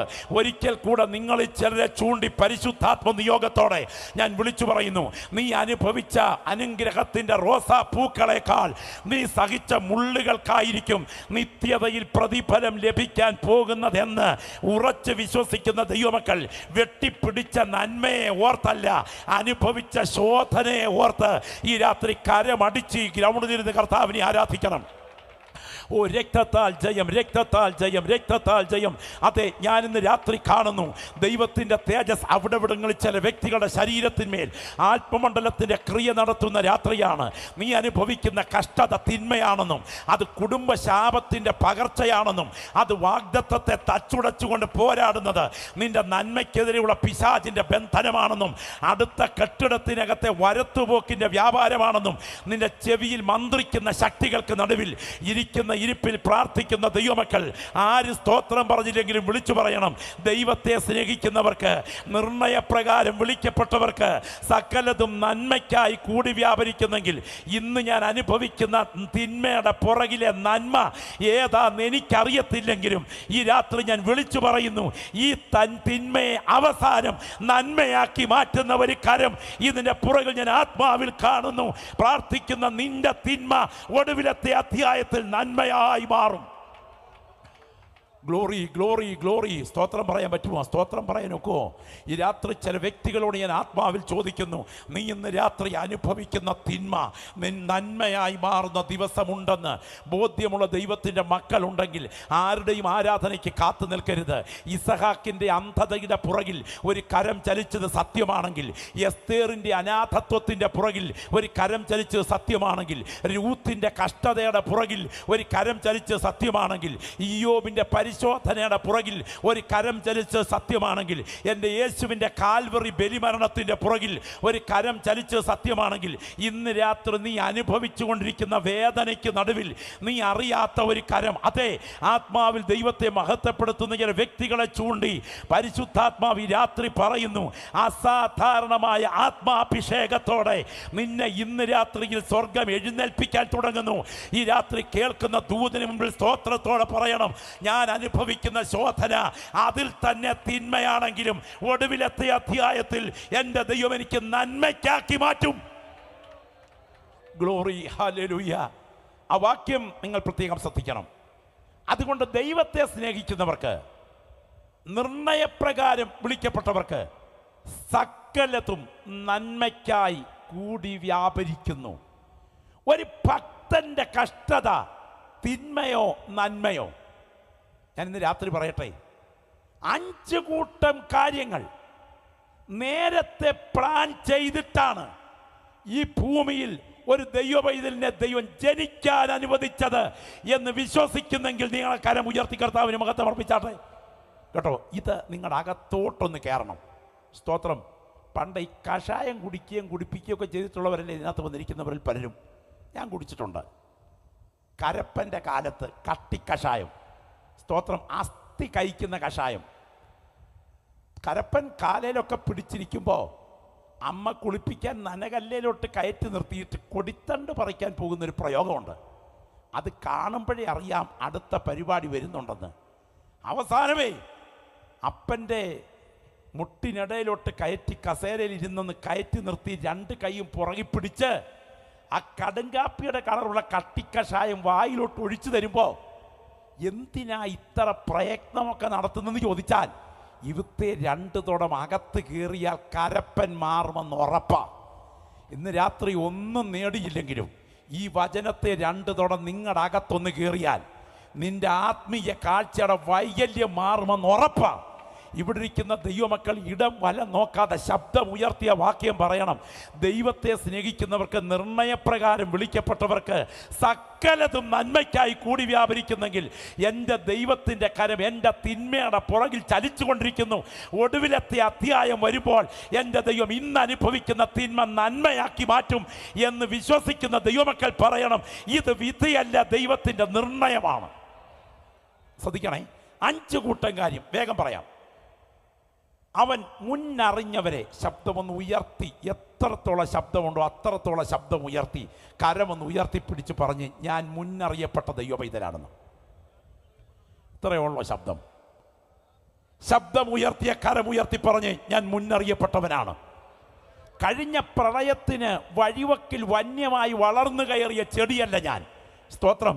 എൻ്റെ ദൈവം എന്നെ പലതിനെ തള്ളി ഒന്നിനെ കൊണ്ടതുപോലെ എന്നെ ചിട്ടിക്കെടുത്തതല്ല, എന്നെ പാട്ടത്തിന് പിടിച്ചതല്ല, എന്നെ ഒറ്റിക്കെടുത്തതല്ല. എൻ്റെ ദൈവം എന്നെ മുന്നറിഞ്ഞ് ഇവിടെ എത്തിച്ചതാണ് എന്ന ബോധ്യമുള്ള ദൈവമക്കൾ ശബ്ദം ഉയർത്തി പറയും, ഞാൻ മുന്നറിയപ്പെട്ട ദൈവപൈതലാണ്. മുന്നറിഞ്ഞവരെ, തൻ്റെ പുത്രൻ അനേകം സഹോദരന്മാരിൽ ആദ്യജാതനാകേണ്ടതിന് അവൻ്റെ സ്വരൂപത്തോട് അനുരൂപമാകാൻ മുൻ നിയമിച്ചിരിക്കുന്നു. കരമൊന്ന് ഉയർത്തി പറഞ്ഞേ, എൻ്റെ ദൈവം എന്നെ മുൻ നിയമിച്ച ദൈവപൈതലാണെന്ന്. ഞാൻ മുൻ നിയമിക്കപ്പെട്ടവനാണ്. മുൻ നിയമിച്ചവനെ വിളിച്ചും വിളിച്ചവരെ നീതീകരിച്ചും നീതീകരിച്ചവരെ തേജസ്കരിച്ചും ഇരിക്കുന്നു. അങ്ങനെയാണെങ്കിൽ 5 കൂട്ടം കാര്യങ്ങൾ ശ്രദ്ധിച്ച് കേൾക്കണേ. മനസ്സിൽ ഒന്ന് ആഴത്തിൽ പിടിക്കണം. നിങ്ങളുടെ മനസ്സിനകത്തോട്ട് നിന്നാകണം. 1 മുന്നറിവ്, 2 മുൻനിർണയം, 3 വിളി, 4 നീതീകരണം, 5 തേജസ്കരണം. ഒന്നുകൂടെ ഞാൻ പറയാൻ പോവുകയാണ്, ശ്രദ്ധിക്കുക. 1 മുന്നറിവ്, 2 മുൻനിർണയം, 3 വിളി, 4 നീതീകരണം, 5 തേജസ്കരണം. ഒരിക്കൽ കൂടെ ഞാൻ ആവർത്തിക്കുന്നു, ഇനിയും ചോദിക്കാൻ പോയാണ്. അപ്പോൾ നിങ്ങൾ ഉത്തരം പറയണം. 1 മുന്നറിവ്, 2 മുൻനിർണയം, 3 വിളി, 4 നീതീകരണം, 5 തേജസ്കരണം. ഞാൻ നിങ്ങളോട് ചോദിക്കുന്നു, മുന്നറിവ് എവിടെ തുടങ്ങി? പുരാതനകാല നിത്യതയിൽ തുടങ്ങി. തേജസ്കരണം എവിടെ അവസാനിക്കും? ഭാവികാല നിത്യതയിൽ അവസാനിക്കും. അങ്ങനെയാണെങ്കിൽ ഭൂതകാല നിത്യതയ്ക്കും ഭാവികാല നിത്യതയ്ക്കും ഇടയ്ക്ക് എനിക്കറിയാവുന്ന 2 കാര്യം എൻ്റെ വിളിയും നീതീകരണവും മാത്രമാണ്. എന്നാൽ ഞാൻ അറിയുന്നതിന് മുൻപേ എന്നെക്കുറിച്ച് അറിഞ്ഞ ദൈവമാണ് ഞാൻ സേവിക്കുന്ന ദൈവമെങ്കിൽ ഈ രാത്രി നീ അനുഭവിക്കുന്ന ശോധനയുടെ പുറകിൽ നീ അറിയാത്ത ഒരു കരം നിനക്ക് വേണ്ടി ചലിക്കുന്നുണ്ട് എന്ന ബോധ്യമുള്ള ദൈവമക്കൾ ഇരിക്കുന്ന ഇരിപ്പിൽ പറയണം, ഇത് വിധിയല്ല, ഇത് ദൈവത്തിൻ്റെ അനാദി നിർണയമാണ്. ഒരിക്കൽ കൂടെ ഞാൻ പുൾപിറ്റിൽ നിന്ന് ഈ വചനം ഉറപ്പോടെ വിശ്വസിക്കുന്ന ദൈവമക്കളുടെ മുൻപിൽ ധൈര്യത്തോടെ പറയുന്നു, ഇത് നിന്റെ മേൽ സാത്താൻ ഇട്ടിരിക്കുന്ന വിധിയല്ല, എൻ്റെ ദൈവം നിന്റെ മേൽ വെച്ചിരിക്കുന്ന ദൈവത്തിൻ്റെ നിർണയമാണ്. കരമുയർത്തി ദൈവത്തെ മഹത്വപ്പെടുത്തിക്കാട്ടെ. എന്താണ് വിധി, എന്താണ് നിർണയം? പറയാം. ഭാരതീയ ചിന്തയിലാണ് വിധി ഉള്ളത്. വിധി മാറ്റാൻ പല പ്രയോഗങ്ങളും ആവശ്യമുണ്ട്. സ്തോത്രം.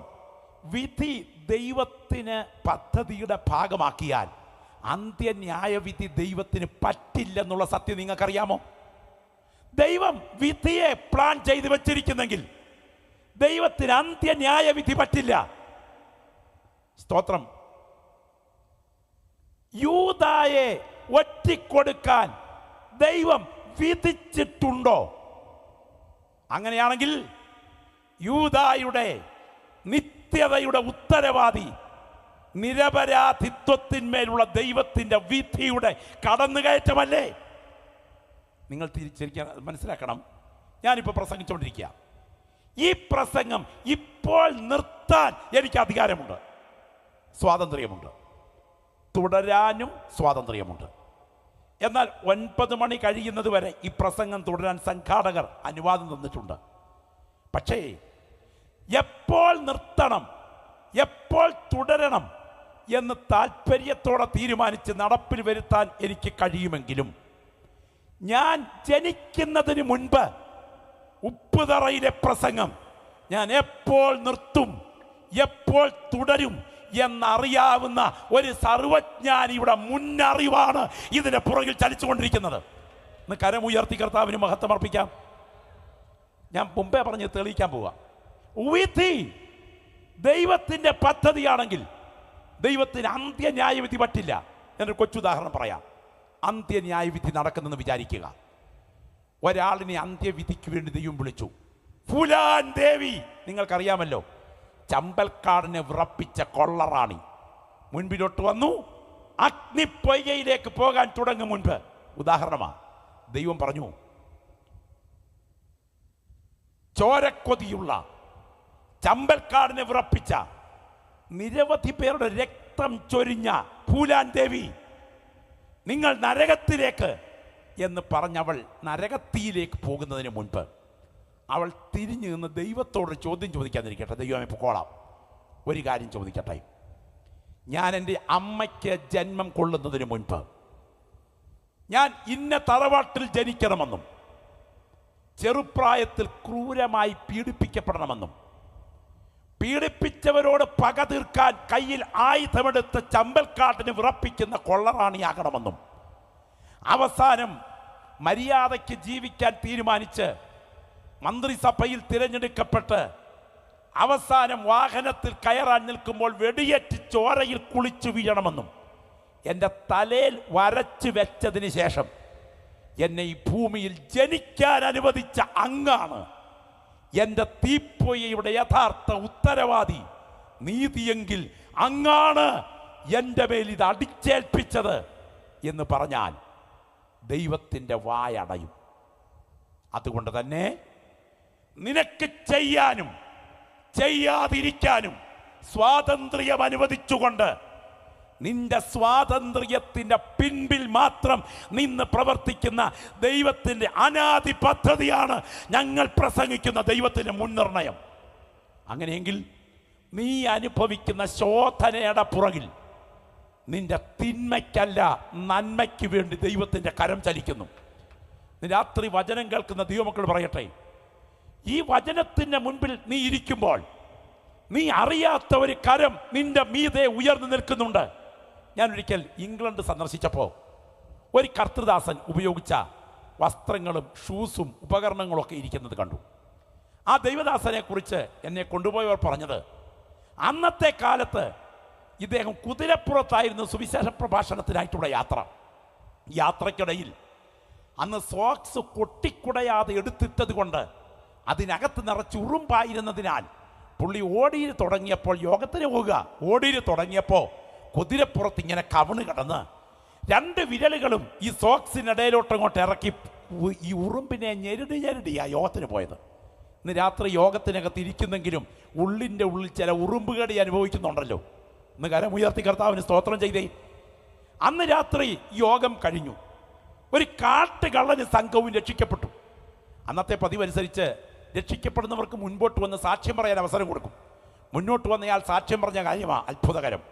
അയാൾ പറഞ്ഞു, കാട്ടുകള്ളൻ എന്ന വിപ്ലവകാരിയായ ആ കാട്ടുകള്ളൻ്റെ നേതാവ്, ഗുണ്ടാ നേതാവ് പറഞ്ഞു, ഇദ്ദേഹത്തിൻ്റെ പ്രസംഗം കേട്ടല്ല ഇന്ന് രാത്രിയിൽ ഞാൻ യേശുവിനായി ഹൃദയം സമർപ്പിച്ചത്. ഇയാളെ കൊല്ലാൻ കാനനപ്പാതയിൽ കമ്പി വലിച്ചു കെട്ടി ഞങ്ങൾ സംഘമായി കാത്തു നിൽക്കുകയായിരുന്നു. ഇയാൾ കുതിരപ്പുറത്ത് ഓടി വരുമ്പോൾ തല കയറി കുടുങ്ങത്തക്ക വിധത്തിലാണ് കമ്പി വലിച്ചു കെട്ടിയത്. പക്ഷെ കമ്പിയോട് തലയടുത്തപ്പോൾ ഇയാൾ കുനിഞ്ഞു. അടുത്ത ചില മിനിറ്റ് കൊണ്ട് മറ്റൊരു വഴിയിലും കൊണ്ട് കെട്ടി. അവിടെയും കമ്പിയോട് തലയടുത്തപ്പോൾ ഇയാൾ കുനിഞ്ഞു.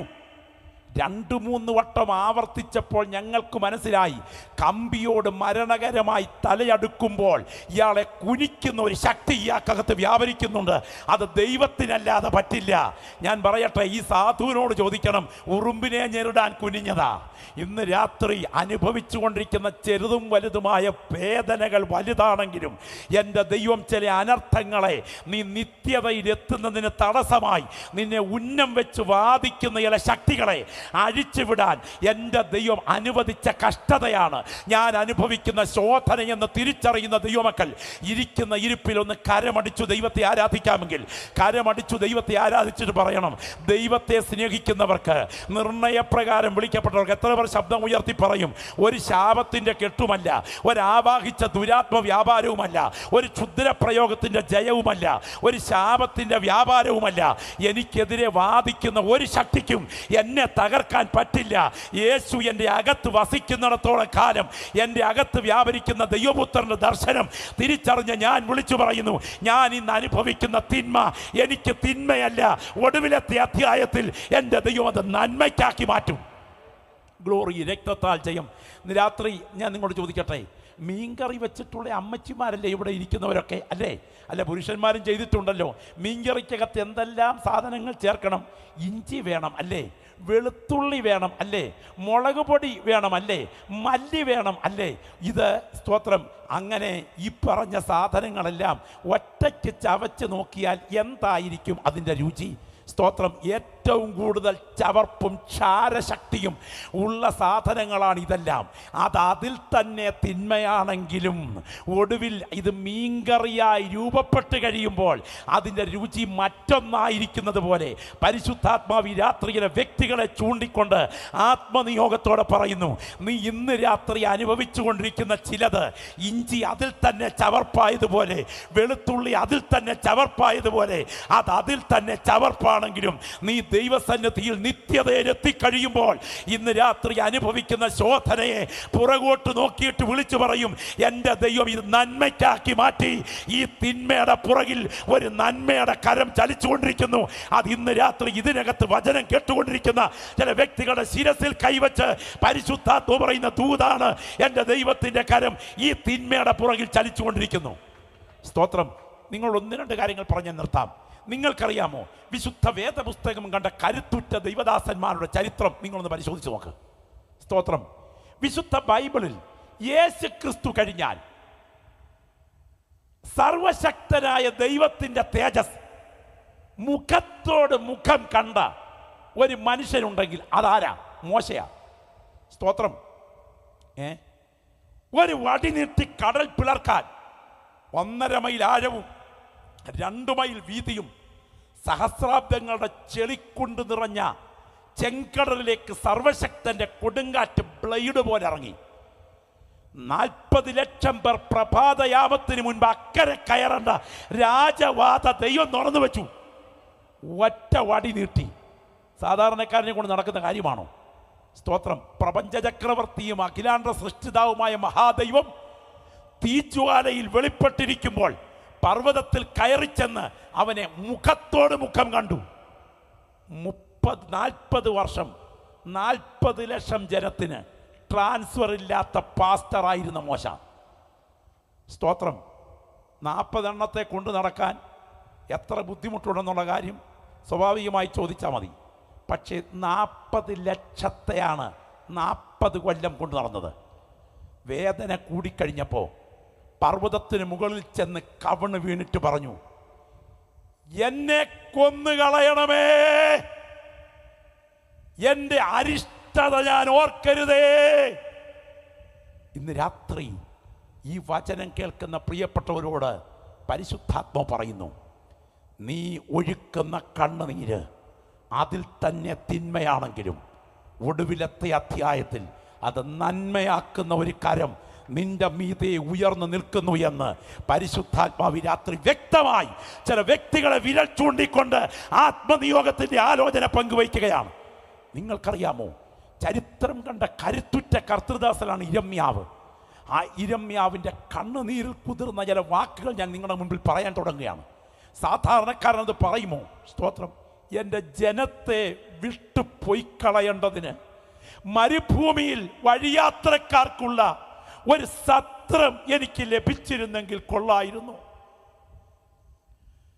കഷ്ടവും സങ്കടവും അനുഭവിച്ച് ജീവകാലം നിന്മയിൽ തിന്മയിൽ കഴിയേണ്ടതിന് ഞാൻ എൻ്റെ അമ്മയുടെ ഗർഭപാത്രത്തിൽ നിന്ന് പുറത്തു വന്നത് എന്തിന്? ഇത് ചോദിച്ചത് സാധാരണക്കാരനല്ല, ഇത് കാലം കണ്ട കരുത്തുറ്റ ദൈവഭൃത്യനാണ്. ഞാൻ ഈ ദൂത് പങ്കുവെച്ചുകൊണ്ടിരിക്കുമ്പോൾ മറ്റുള്ളവരുടെ മുമ്പിൽ തുറന്നു പറയാൻ കഴിയാത്ത ചില വേദനകൾ വല്ലാതെ ഉള്ളിനെ തകർക്കുന്നത് കൊണ്ട് ജീവൻ പോലും നിലനിർത്താൻ കൊതിക്കാതെ ആയുസിൻ്റെ ദിവസങ്ങൾ എത്രയും വേഗം അസ്തമിച്ചിരുന്നെങ്കിൽ എന്ന് വിചാരിച്ച് മനസ്സ് സങ്കടപ്പെടുന്ന പ്രിയ സഹോദര, ഈ വചനത്തിൻ്റെ മുമ്പിൽ നിന്റെ കെട്ടു സ്വർഗം അഴിക്കയാണ്. ദൈവാത്മാവ് രാത്രി പറയുന്നു, ഇന്ന് നീ അനുഭവിച്ചു കൊണ്ടിരിക്കുന്ന തിന്മയുടെ പുറകിൽ ഒരു കരം ചലിച്ചുകൊണ്ടിരിക്കുന്നു. അത് തൽക്കാലം തിന്മയാണെങ്കിലും ഒടുവിലത്തെ അധ്യായത്തിൽ എൻ്റെ ദൈവം അത് നന്മയ്ക്കാക്കി മാറ്റും. ആ ബോധ്യമുള്ള ദൈവമക്കൾ നിന്റെ തലയ്ക്ക് മുകളിൽ കരം ഉയർത്തിക്കൊണ്ട് പറയണം, എൻ്റെ കഷ്ടതയുടെ പുറകിൽ ഞാൻ സേവിക്കുന്ന ദൈവത്തിൻ്റെ കരം നന്മയ്ക്കായി ചലിക്കുന്നുണ്ട്. നിങ്ങൾക്കറിയാമോ, വിശുദ്ധ വേദപുസ്തകത്തിൽ യേശുക്രിസ്തുവിൻ്റെ ക്രൂശിലെ മരണരംഗം ആത്മാവിൽ പ്രവചിച്ച വ്യക്തിയാണ് ദൈവത്തിൻ്റെ ദാസൻ ദാവീദ്. ദാവീദിൻ്റെ കവിണത്തടത്തിൽ നിന്നും പാഞ്ഞുപോയ കല്ലിന് ഒരു പീരങ്കി ഉണ്ടയുടെ ശേഷിയുണ്ട് എന്ന് ഞാൻ വിശ്വസിക്കുകയാണ്. ദൈവത്തിന് സ്തോത്രം. പക്ഷേ പിതാവ് ശാലേം സമാധാനം, അബ്ശാലോം അപ്പന് സമാധാനം. പക്ഷേ ഈ കൊച്ചൻ്റെ കുഞ്ഞിക്കാല് കണ്ടതിന് ശേഷം ഈ അപ്പൻ സമാധാനം അനുഭവിച്ചിട്ടില്ല. നിങ്ങൾക്കറിയാമോ, സ്വന്തം അപ്പനെ കൊല്ലാൻ മകൻ നേതൃത്വം കൊടുത്തിറങ്ങി വരുന്ന സമയം, സ്തോത്രം, തലയിൽ പൂഴി വാരിയിട്ടുകൊണ്ട് അലറിക്കരഞ്ഞ് ഒലിവ് മലയുടെ കയറ്റം കയറി ഈ കർത്തൃദാസൻ കരഞ്ഞുകൊണ്ട് പോകുമ്പോൾ പറഞ്ഞ വാക്ക്, പ്രാവിനുള്ളതുപോലെ എനിക്ക് ചിറകുണ്ടായിരുന്നുവെങ്കിൽ ഞാൻ പറന്നുപോയി വിശ്രമിക്കുമായിരുന്നു. എന്നെ നിന്ദിച്ചത് ഒരു ശത്രുവല്ല, അങ്ങനെയെങ്കിൽ ഞാൻ സഹിക്കുമായിരുന്നു. എൻ്റെ നേരെ വമ്പ് പറഞ്ഞത് എന്നെ പകയ്ക്കുന്നവരല്ല, അങ്ങനെയെങ്കിൽ ഞാൻ മറന്നുകൊള്ളുമായിരുന്നു. പ്രാർത്ഥിക്കുന്ന ദൈവമക്കൾ ചിലരോട് ഇന്ന് രാത്രി ദൈവത്തിന് ആത്മാവ് പറയുന്നു, നീ ഒഴുക്കുന്ന കണ്ണുനീരിന് മുൻപിൽ എൻ്റെ ദൈവം ചരിത്രത്തെ മാറ്റാൻ തുടങ്ങുകയാണ്. പരിശുദ്ധാത്മാവ് ഇന്ന് രാത്രി ഇതിനകത്തിരുന്ന് വചനം കേട്ടുകൊണ്ടിരിക്കുന്ന വ്യക്തികളോട് ആഴത്തിൽ ഇടപെടുന്ന ദൈവത്തിൻ്റെ ദൂതാണ്. നിന്റെ കവിൾത്തടങ്ങളിലൂടെ ഒഴുകുന്ന കണ്ണുനീർത്തുള്ളികൾക്ക് മുൻപിൽ എൻ്റെ ദൈവം വിഷയത്തിൻ്റെ അധ്യായത്തെ മാറ്റാൻ തുടങ്ങുകയാണ്. ഈ യോഗം പ്രാർത്ഥിച്ച് അവസാനിപ്പിക്കുന്നതിന് മുൻപ് നീ ഇരിക്കുന്ന ഇരിപ്പിൽ യേശുവിൻ്റെ മുൻപിൽ ഒന്ന് കണ്ണുനീരോടെ നിലവിളിച്ചാൽ വിഷയത്തിന്മേൽ ഉത്തരം തരാൻ അവൻ്റെ കരം കാര്യത്തിന്മേൽ ചലിക്കുമെന്നുണ്ടെങ്കിൽ ആ കരങ്ങളൊന്ന് ഉയർത്തിപ്പിടിച്ച് ദൈവസ്ഥനെന്ന് സ്തോത്രം ചെയ്ത് തുടങ്ങി. ഇടത്തും വലത്തും ഇരിക്കുന്നവരെ ആരെ ഓർക്കണ്ട, ഇരിക്കുന്ന ഇരിപ്പിലൊന്ന് ശബ്ദം ഉയർത്തിയിട്ട് വാ തുറന്ന് യേശുവേ എന്നൊന്ന് വിളിക്കണം. ഇന്ന് രാത്രി ഞാൻ നിങ്ങൾ ചിലരോട് ആത്മാവിൽ സംവദിച്ച് തുടങ്ങുകയാണ്.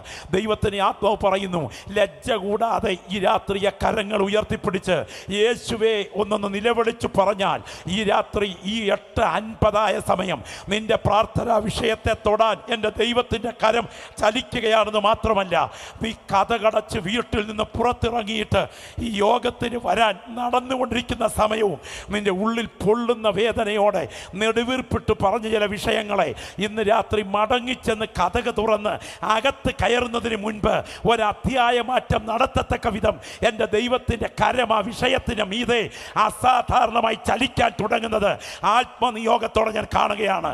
സ്വർഗം ഈ ഗ്രൗണ്ടിന് മീതെ തുറന്നു നിൽക്കുന്നു. ദൂതന്മാർ ഇവിടെ കുനിഞ്ഞു നോക്കിക്കൊണ്ടിരിക്കുന്നു. അഭിഷേകം പ്രാപിച്ച ചില ദൈവമക്കൾ ഇന്ന് രാത്രി ഇവിടെ അന്യഭാഷയിൽ പ്രാർത്ഥിച്ചു കൊണ്ടിരിക്കുമ്പോൾ പരിശുദ്ധാത്മാവ് ചില ക്രിയകൾ ചില വ്യക്തികൾക്ക് വേണ്ടി ഇവിടെ ചെയ്യാൻ തുടങ്ങുന്ന രാത്രിയാണ്. നീ സ്വപ്നം കണ്ടിട്ടില്ലാത്ത, നീ സങ്കല്പിച്ചിട്ടില്ലാത്ത, നിന്റെ ഭാവനയിൽ പോലും നീ നിറം കൊടുത്തിട്ടില്ലാത്ത ചില ദൈവപ്രവർത്തികൾ നിനക്കെതിരെ കരമുയർത്തി നിൽക്കുന്ന വിഷയത്തിന്മേൽ ഇന്ന് രാത്രി 8:50 സ്വർഗം ചെയ്യാൻ തുടങ്ങുന്ന ബോധ്യത്തോടെ ഈ ഗ്രൗണ്ട് പ്രാർത്ഥന പ്രതലമാക്കിക്കൊണ്ട് നിലവിളിക്കാൻ തയ്യാറുള്ള ഒരു ദൈവപൈതൽ ഇവിടെയുണ്ടോ? വിഷയത്തിന്മേൽ അസാധാരണമായി ദൈവത്തിൻ്റെ കരം ചലിക്കുകയാണ്. നിങ്ങൾക്കറിയാമോ, സ്തോത്രം, ഈ കർത്തൃദാസൻ മനസ്സ് തകർന്നവരാണ്. അധികം താമസിക്കാതെ അബ്ശാലോമിന്മേൽ ദൈവത്തിൻ്റെ കരം തുടങ്ങി. അവൻ്റെ കോവർ കഴുത അവൻ്റെ ആരാച്ചാരായി മാറി. അവൻ്റെ തലമുടി അവൻ്റെ കൊലക്കയറായി മാറി. അവൻ്റെ മുൻപിൽ ഉയർന്നു നിൽക്കുന്ന കരിവേലകം അവൻ്റെ തൂക്കുമരമായി മാറി. പ്രാർത്ഥിക്കുന്ന നീ ആത്മാവിൽ തിരിച്ചറിയണം, എതിരെ ഗൂഢാലോചന ഇത് അഹീതോഫേൽ അധ്യായം അവസാനിച്ചുകൊണ്ട് തൻ്റെ ഭൃത്യൻ്റെ ശിരസിനെ ദൈവം ഉയർത്തിയെങ്കിൽ കരയുന്ന നിന്റെ പ്രാർത്ഥനാ വിഷയത്തിന്മേൽ എൻ്റെ ദൈവത്തിൻ്റെ കരം ചലിച്ചാൽ ചരിത്രത്തിൽ ഇന്ന് വരെ കണ്ടിട്ടില്ലാത്ത ചില അധ്യായങ്ങൾ തുറക്കാൻ യേശുവിന് കഴിയും എന്ന ബോധ്യത്തോടെ ഇവിടെ ഇരുന്ന് ആത്മാവിൽ വിളിച്ചു പറയണം, എൻ്റെ കർത്താവ് എനിക്ക് വേണ്ടി കാൽവറിയിൽ ബലിമരണം അനുഭവിച്ചെങ്കിൽ എനിക്ക് വേണ്ടി സകലതും അവിടുന്ന് ചെയ്യാതിരിക്കുമോ? ഞാൻ ഇന്ന് രാത്രി ഒരു സംഭവം കൂടെ നിങ്ങളുടെ മുൻപിൽ പറയാം. വിശുദ്ധ വേദപുസ്തക ചരിത്രത്തിലെ ഏറ്റവും കായിക ബലവും മാനസിക ബലവും ഒത്തിണങ്ങിയ ഒരു വ്യക്തിയുണ്ടെങ്കിൽ അത് മറ്റാരുമല്ല, ഏലിയാവാണ്. സ്തോത്രം. ഇദ്ദേഹത്തിൻ്റെ ശാരീരിക ബലത്തെക്കുറിച്ച് മാനസിക ബലത്തെക്കുറിച്ച് ചിന്തിക്കുമ്പോൾ കൊട്ടാരത്തിനകത്ത് ഒരു കൊടുങ്കാറ്റ് പോലെ കയറിച്ചെന്ന് ഞാൻ പറഞ്ഞിട്ടല്ലാതെ ഈ ആണ്ടിൽ മഞ്ഞും മഴയും ഉണ്ടാകരുതെന്ന് പറയണമെങ്കിൽ അസാധാരണ മനോധൈര്യം വേണം. ആകാശം പൂട്ടിക്കെട്ടി താക്കോല് പോക്കറ്റിലിട്ട് ഈ കർത്തൃദാസന്റെ മനോബലം അസാധാരണ തന്നെയാണ്. നിങ്ങൾക്കറിയാമോ? സ്തോത്രം. കർമ്മേൽ കൊടുമുടിയിൽ പോരാട്ടം നടക്കുക. ഈ പോരാട്ടം നടക്കുന്ന സമയത്ത് ഈ ദൈവദാസൻ മുഴങ്കാലുകൾക്കിടയിൽ തലയിട്ടുകൊണ്ട് പ്രാർത്ഥിക്കുക. മുഴങ്കാലുകൾക്കിടയിൽ തലയിടണമെങ്കിൽ ഇദ്ദേഹത്തിൻ്റെ ശാരീരിക അവസ്ഥ എന്തായിരിക്കണം? ഞങ്ങളെപ്പോലെ കൊടവയറുള്ളവർക്കൊന്നും മുഴങ്കാലിനിടയിൽ തലയിടാനൊക്കില്ലല്ലോ. ഇനിയും പോട്ടെ, എടാ പെരുമഴ വരുന്നു എന്ന് പ്രവചിച്ചിട്ട് പെൺകുതിരകളെ കെട്ടിയോടുന്ന ആഹാബിൻ്റെ രാജരഥത്തിന് മുൻപിൽ പായണമെങ്കിൽ ഇദ്ദേഹത്തിൻ്റെ കായിക ബലം എന്തായിരുന്നു? ദൈവത്തിന് സ്തോത്രം. സ്തോത്രം പറയാൻ പറ്റുമോ? അപ്പൊ അസാധാരണ കായിക ബലമുള്ള ദൈവദാസൻ, അസാധാരണ മാനസിക ബലമുള്ള ദൈവദാസൻ. സ്തോത്രം. ഇദ്ദേഹം യാഗപീഠത്തിൽ പ്രാർത്ഥിച്ച് ആകാശം മുറിച്ച് തീയിറക്കി കഴിഞ്ഞപ്പോൾ യുദ്ധവീരനായിട്ടങ്ങ് മാറി. ബാലിൻ്റെയും അശേരയുടെയും പ്രവാചകന്മാരെ വെട്ടിയരിഞ്ഞു. ഇത്രയും കരുത്തൻ ഈ ദൂതിന്ന് രാത്രി ഈ പുൾപിറ്റിൽ ചില വ്യക്തികൾക്ക് നേരെ മുഴങ്ങുകയാണ്. പ്രായോഗിക ജീവിതത്തിൻ്റെ മേഖലകളിലും ശുശ്രൂഷകളുടെ ഇന്നലത്തെ യുദ്ധരംഗങ്ങളിലും അസാധാരണ ധൈര്യം അനുഭവിച്ച നീ അസാധാരണ മാനസിക തകർച്ചയിലൂടെ കടന്നു പോകുന്നെങ്കിൽ നിന്നെ തകർക്കാൻ ശ്രമിക്കുന്ന മനസ്സിൻ്റെ കരുത്തു ചോർത്തുന്ന ബന്ധനത്തെ ഇന്ന് രാത്രി അഴിച്ചു മാറ്റിയിട്ട് ഒരു പുതുബലം ധരിപ്പിക്കാൻ ദൈവാത്മാവ് രാത്രി ആഗ്രഹിക്കുക. ഞാൻ രാത്രി വിളിച്ചു പറയാം.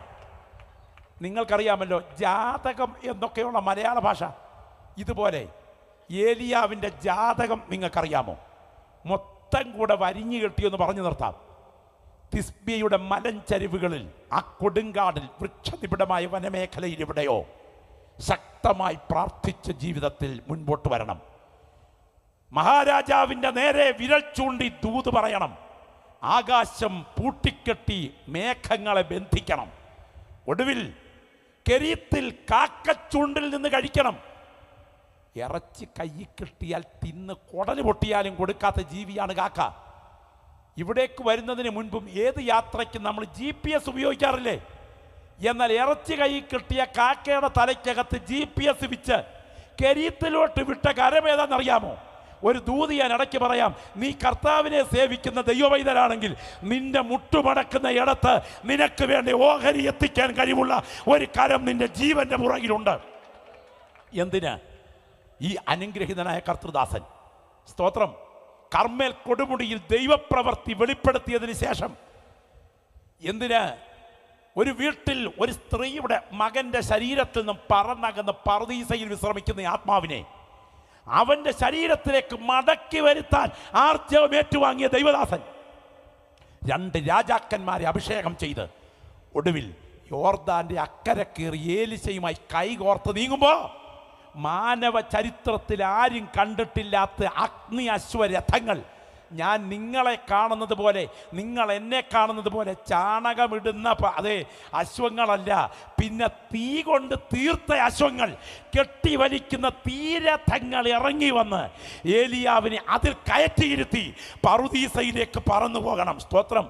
ഇവിടെ ദൈവമക്കൾ സ്തോത്രം പറഞ്ഞ് ആരാധിക്കുമ്പോൾ മനുഷ്യകുലത്തിൽ നിന്നും മഹാദൈവത്തിൻ്റെ മുൻപിൽ മരിക്കാത്ത മൺശരീരത്തിൽ ജീവിക്കാൻ ഭാഗ്യം കിട്ടിയ ഒരാൾ ഉണ്ടെങ്കിൽ അത് ഏലിയാവായിരിക്കണം. ചിന്തിക്കണം. യേശുവിനെ ബലപ്പെടുത്താൻ മറുരൂപ മലയിൽ സമയത്തിറങ്ങി വന്ന് പത്രോസും യാക്കോബും യോഹന്നാനും പച്ച കണ്ണുകൊണ്ട് നോക്കി നിൽക്കേ, നേരിട്ട് ഈ രംഗം കാണണം. അത് കഴിഞ്ഞ് മുകളിലോട്ട് കയറിപ്പോണം.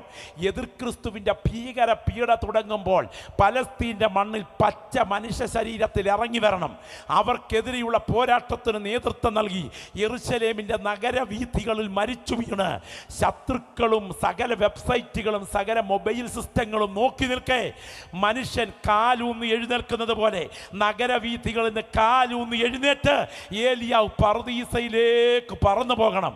ഇങ്ങനെ യുഗങ്ങളുടെ ശുശ്രൂഷ ചെയ്യാൻ ദൈവം മുൻനിർണയിച്ച നീയാണോ നാളെ പട്ടി തിന്ന് തീർക്കേണ്ട ഒരുത്തിയുടെ വെല്ലുവിളിക്ക് മുൻപിൽ ചൂരച്ചെടി തണലിൽ മരണം കൊതിക്കുന്നത് എന്ന ഈ ഗ്രൗണ്ടിൽ ഇരിക്കുന്ന ചില വ്യക്തികളോട് പരിശുദ്ധാത്മാവ് ചോദിക്കുന്നു, ഇല്ല, നിന്നെക്കുറിച്ച് ദൈവം പ്ലാൻ ചെയ്തിരിക്കുന്ന നിത്യ പദ്ധതിയെ തകർക്കാൻ ഒരു ശക്തിക്കും കഴിയുകയില്ലെങ്കിൽ അത് കേന്ദ്ര ബിന്ദുവായിരിക്കുന്നത് യേശു ക്രിസ്തുവിൻ്റെ കാൽവറിയിലെ ബലിമരണമാണ്.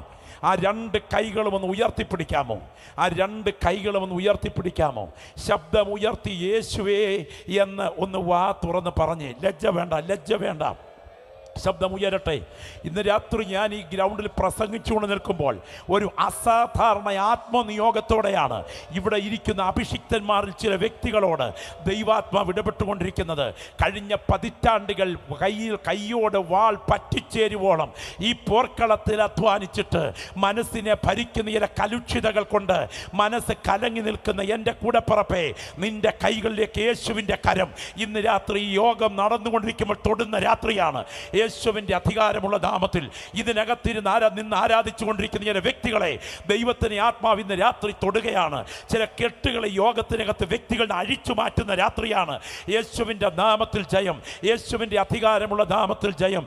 മനസ്സ് വല്ലാതെ കലങ്ങിയിട്ട് അർദ്ധരാത്രിയുടെ വേളകളിൽ പലപ്പോഴും 2 മണി അടുക്കുമ്പോൾ ഉറക്കം പോലും മാറിപ്പോയതിന് ശേഷം എഴുന്നേറ്റ് ഫ്രിഡ്ജിൽ നിന്ന് അല്പം വെള്ളം കുടിച്ച് അതിനുശേഷം ഉറക്കമില്ലാതെ വന്ന് കിടന്ന ക്ലോക്കിൻ്റെ ടിക് സൗണ്ടുകൾ കേട്ട് മനസ്സ് കലുഷിതമാകുമ്പോൾ എങ്ങനെങ്കിലും എൻ്റെ ആയുസിൻ്റെ ദിവസങ്ങൾ ഒന്ന് തീർന്നിരുന്നെങ്കിൽ എന്ന് പറഞ്ഞുകൊണ്ട് ഉള്ളുകൊണ്ട് മരണം കൊതിക്കത്തക്ക വിധത്തിൽ ഇരുട്ടിൻ്റെ ശക്തികളുടെ വലയങ്ങളിൽ ബന്ധിക്കപ്പെട്ട ചില പ്രിയപ്പെട്ടവർ ഇന്ന് രാത്രി ഇതിനകത്തിരിപ്പുണ്ട്.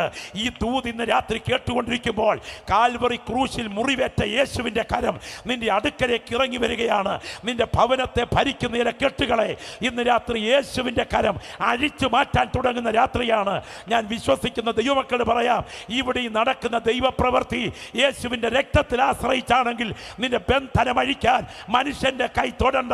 യേശുവിൻ്റെ കരം ഇന്ന് രാത്രി ഇതിനകത്ത് പ്രവർത്തിച്ചു തുടങ്ങും. കരം ഉയർത്തി പ്രാർത്ഥിച്ചു തുടങ്ങിക്കാട്ടെ. Glory, glory. ശബ്ദമുയരട്ടെ, ശബ്ദമുയരട്ടെ, ശബ്ദമുയരട്ടെ. എല്ലാ അഭിഷിക്തന്മാരും അന്യഭാഷയിൽ പ്രാർത്ഥിച്ചു തുടങ്ങട്ടെ. എല്ലാ അഭിഷിക്തന്മാരും അന്യഭാഷയിൽ പ്രാർത്ഥിച്ചു തുടങ്ങട്ടെ. യേശുവിൻ്റെ നാമത്തിൽ ജയം, യേശുവിൻ്റെ നാമത്തിൽ ജയം. ഞാനിന്ന് രാത്രി പറയാം, പൈശാചിക ശക്തികൾക്ക് വിറയൽ വരുത്തുന്ന ഒരു പ്രത്യേക രംഗമുണ്ടെങ്കിൽ കാൽവറി ക്രൂശിലെ ബലിമരണമാണ്. അതുകൊണ്ടാണ് ദൈവത്തിന് ആത്മാവ് പറയുന്നത്, സ്വന്തം പുത്രനെ ആദരിക്കാതെ നമുക്കെല്ലാവർക്കും വേണ്ടി ഏൽപ്പിച്ച് തന്നവൻ. ഇന്ന് രാത്രി കണ്ണുകൾ രണ്ടും അടച്ച് ആ രണ്ട് കരങ്ങൾ കർത്തൃസന്നിധിയിൽ ഉയർത്താവുന്നിടത്തോടെ ഉയർത്തിപ്പിടിച്ച് ശബ്ദം ഉയർത്തി പറയണം, എനിക്ക് ആശ്രയിക്കാനുള്ളത് അർപ്പണ തർപ്പണങ്ങളിലല്ല, എനിക്ക് ആശ്രയിക്കാനുള്ളത് യാഗകർമ്മങ്ങളിലല്ല, എനിക്ക് ആശ്രയിക്കാനുള്ളത് ഞാൻ അർപ്പിച്ച ബലികളിലല്ല. ഞാൻ ഇന്ന് രാത്രി ആശ്രയിക്കുന്നത് എനിക്ക് വേണ്ടി കാൽവറി ബലിയായി അർപ്പിക്കപ്പെട്ട എൻ്റെ രക്ഷകനാണ്.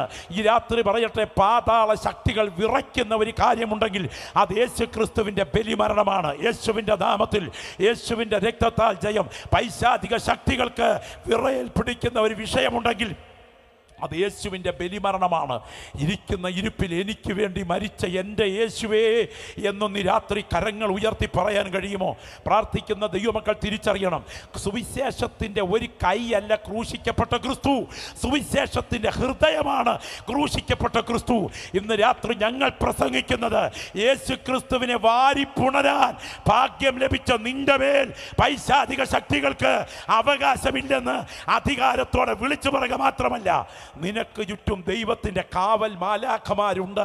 കഴിഞ്ഞ ദിവസം വടക്കേ ഇന്ത്യയിൽ നിന്ന് ഒരു ദൈവദാസൻ പറഞ്ഞ അനുഭവം ഓർക്കുന്നു. അദ്ദേഹം ചൂട് കൂടുതലായതുകൊണ്ട് തൻ്റെ വീട്ടിനകത്ത് നിന്ന്, സ്തോത്ര കുടുംബാംഗങ്ങൾ കിടക്കുമ്പോൾ വീട്ടിനകത്ത് നിന്ന് താൻ ബെഡെടുത്ത് വീടിൻ്റെ പുറത്തോട്ടിട്ട് ബെഡിട്ട് കിടക്കുകയാണ്. കിടക്കിൽ രാത്രി ഭയങ്കര ചൂടായതുകൊണ്ടാണ് പുറത്ത് ആ മിഷണറി കിടന്നത്. കിടക്കുമ്പോൾ രാത്രി 2 മണി കഴിഞ്ഞപ്പോൾ ആ ഗ്രാമത്തിലെ ചില ക്രൂരന്മാരായ ചെറുപ്പക്കാർ ഇദ്ദേഹത്തെ കൊല്ലേണ്ടതിന് ഗ്രാമമുഖ്യൻ്റെ നിർദ്ദേശമനുസരിച്ച് ഒരു കുറ്റിക്കാടിൻ്റെ ചുവട്ടിൽ വന്ന് അങ്ങോട്ട് കയറാൻ, വീട്ടിലോട്ട് കയറാൻ അവസരം കാത്ത് കൊല നടത്താൻ പ്ലാൻ ചെയ്ത് അകത്തോട്ട് കയറാൻ നിൽക്കുമ്പോൾ ശ്രദ്ധിക്കുമ്പോൾ ഒരാൾ പെരുമാറ്റം അവരുടെ കണ്ണുകൾക്ക് വിശ്വസിക്കാൻ കഴിഞ്ഞില്ലെന്ന് അദ്ദേഹം പറയുന്നത്. ഏതാണ്ട് 10-16ഓളം പേർ ആയുധധാരികൾ ഏതാണ്ട് പട്ടാള വേഷം ധരിച്ച് ആ വീടിന് ചുറ്റും റോന്ത് ചുറ്റുന്നതായി അവർക്ക് തോന്നുകയാണ്. സ്തോത്രം. അവർ പോയി ഗ്രാമമുഖ്യനെ വിളിച്ചു കൊണ്ടുവന്നപ്പോൾ അവർ നോക്കി, എണ്ണി, ഇത്ര പേർ, 16 പേർ ചുറ്റിത്തിരിയുകയാണ്. അദ്ദേഹം പറഞ്ഞു, രാത്രി പോകാം, രാവിലെ വരണം. ആരാണ് ഇവിടെ കാവൽ നിൽക്കുന്നതെന്നും ആരെയാണ് അവിടെ ആക്കിയിരിക്കുന്നതെന്നും എവിടുന്നാണ് അവർ വരുന്നതെന്നും രാവിലെ ചോദിക്കാം. രാവിലെ അവർ എത്തി ചോദിച്ചു, ഇന്നലെ രാത്രി ഈ വീടിന് കാവൽ നിന്ന ആളുകൾ എവിടെ? അദ്ദേഹം പറഞ്ഞു, ഞങ്ങൾ ആരെയും കാവൽ നിർത്തിയിട്ടില്ല. എന്നാൽ ഞങ്ങളുടെ വചനം പറയുന്നു, യഹോവയുടെ ദൂതൻ അവൻ്റെ ഭക്തന്മാരുടെ ചുറ്റും പാളയമിറങ്ങി അവരെ വിടുവിക്കുന്നു. ഞാനിന്ന് രാത്രി അതിനേക്കാൾ സ്തോത്രം പറയുന്നൊരു കാര്യം, ഈ ദൈവദാസൻ തന്നെ അയച്ച സഭയിലേക്ക് ഈ വിവരം വിളിച്ചു പറഞ്ഞപ്പോൾ ആ സഭയിലെ പ്രയർ കോർഡിനേറ്ററാണ് ഫോൺ എടുത്തത്. ആ ദൈവദാസൻ പറഞ്ഞ മറുപടി, തലേ രാത്രിയിൽ അവിടെ മുഴുരാത്രി പ്രാർത്ഥന നടക്കുകയായിരുന്നു. ആ മുഴുരാത്രി പ്രാർത്ഥനയിൽ പങ്കെടുത്തവർ 16ഓളം പേരായിരുന്നു. അവർ അവിടെ പ്രാർത്ഥിച്ചുകൊണ്ടിരിക്കുമ്പോൾ എൻ്റെ ദൈവത്തിൻ്റെ ദൂതന്മാരൊരു സംഘം ഈ ഭവനത്തിന് ചുറ്റും ഇറങ്ങുകയായിരുന്നു എന്ന് ഞാൻ വിശ്വസിക്കുന്നു. ഇന്ന് രാത്രി സ്തോത്രം ചെയ്ത് പ്രാർത്ഥിക്കുന്ന ദൈവമക്കൾ ഇരിക്കുന്ന ഇരിപ്പിൽ പറയണം, അസാധാരണ മാനസിക സംഘർഷത്തിനകത്തൂടാണ് ഈ രാത്രി ഞാൻ കടന്നു പോകുന്നതെങ്കിലും എനിക്ക് വേണ്ടി കാൽവറിയിൽ ബലിയായി മാറിയ എൻ്റെ യേശു മുഖാന്തരം എനിക്കിതിന്മേൽ ജയമുണ്ട് എന്ന് ബോധ്യമുള്ള ദൈവമക്കൾ 2 കരമൊന്ന് ഉയർത്തിപ്പിടിച്ച് എഴുന്നേൽക്കാവുന്നവരെല്ലാം ദൈവസ്ഥന് എഴുന്നേറ്റാട്ടെ. ദൈവത്തിന് സ്തോത്രം. ആ 2 കരവും കർത്താവിങ്കിലേക്കൊന്ന് ഉയർത്തിപ്പിടിക്കുക. എന്നിട്ട് ശബ്ദമുയർത്തി യേശുവേ എന്നൊന്ന് പറയുക. മടിക്കണ്ട. ശബ്ദമുയർത്തി യേശുവേ എന്നൊന്ന് പറയുക. മുൻപിന്നാരെയും ശ്രദ്ധിക്കാതെ ആ 2 കരങ്ങൾ ഉയർത്തി യേശുവേ എന്ന് പറയുക.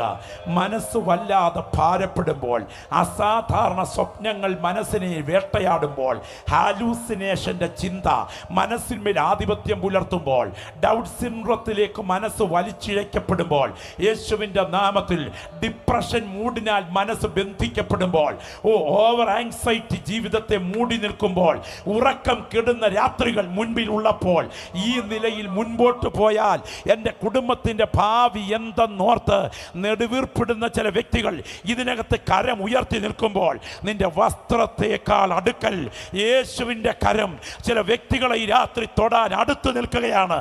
അധ്യായം മാറ്റുന്ന യേശുവിൻ്റെ കരം ഇന്ന് രാത്രി ഇറങ്ങി വന്ന് നിന്നെ പിടിക്കുന്ന രാത്രിയാണ്. ഇത് കേവലം തമാശ വിളിച്ചു പറയുകയല്ല. ഈ രാത്രി ആ ഉയർന്ന കരങ്ങൾ, ആ 2 കൈകളും നെഞ്ചോടൊന്ന് ചേർത്ത് വെച്ചിട്ട് ക്രൂശിനെ മനസ്സിലൊന്ന് ധ്യാനിച്ചാട്ടെ.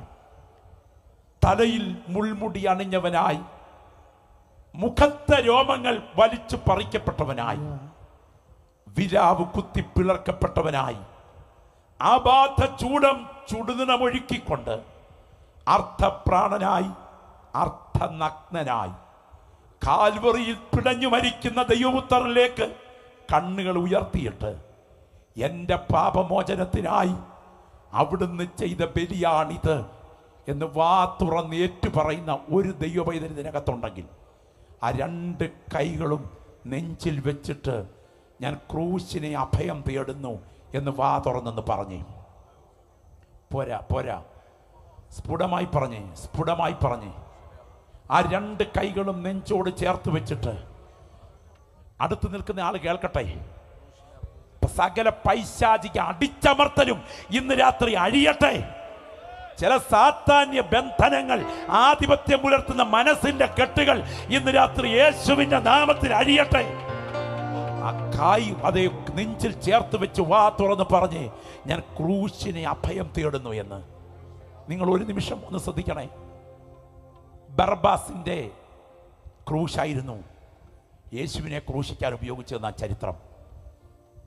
ബറബ്ബാസ് സ്വതന്ത്രനായിട്ട് മണിക്കൂറിൽ പുറത്തേക്ക് വരുമ്പോൾ ജയിൽ വസ്ത്രവുമായി കൈ ഉയർത്തിപ്പിടിച്ചുകൊണ്ട് ഞാനാണ് മരണയോഗ്യൻ എന്ന് അലറിക്കൊണ്ടൊരു ഭ്രാന്തനെ പോലെ ഗോൽഗോഥയിലേക്ക് ഓടി എന്ന ചരിത്രം. ഗോൽഗോഥയുടെ ചുവട്ടിൽ വന്നപ്പോൾ മരണം കഴിഞ്ഞു. സ്വന്തം തോളിൽ തലചായ്ച്ച് നമ്മുടെ നാഥൻ കിടക്കുന്നു. ആ ക്രൂശിന്റെ ചുവട്ടിൽ കെട്ടിപ്പിടിച്ചുകൊണ്ട് ബറബ്ബാസ് ആ മുഖത്തേക്ക് ചൂണ്ടിക്കൊണ്ട് പറഞ്ഞു, ഞാനാണ് മരണയോഗ്യൻ, എനിക്ക് പകരം നീ മരിച്ചു.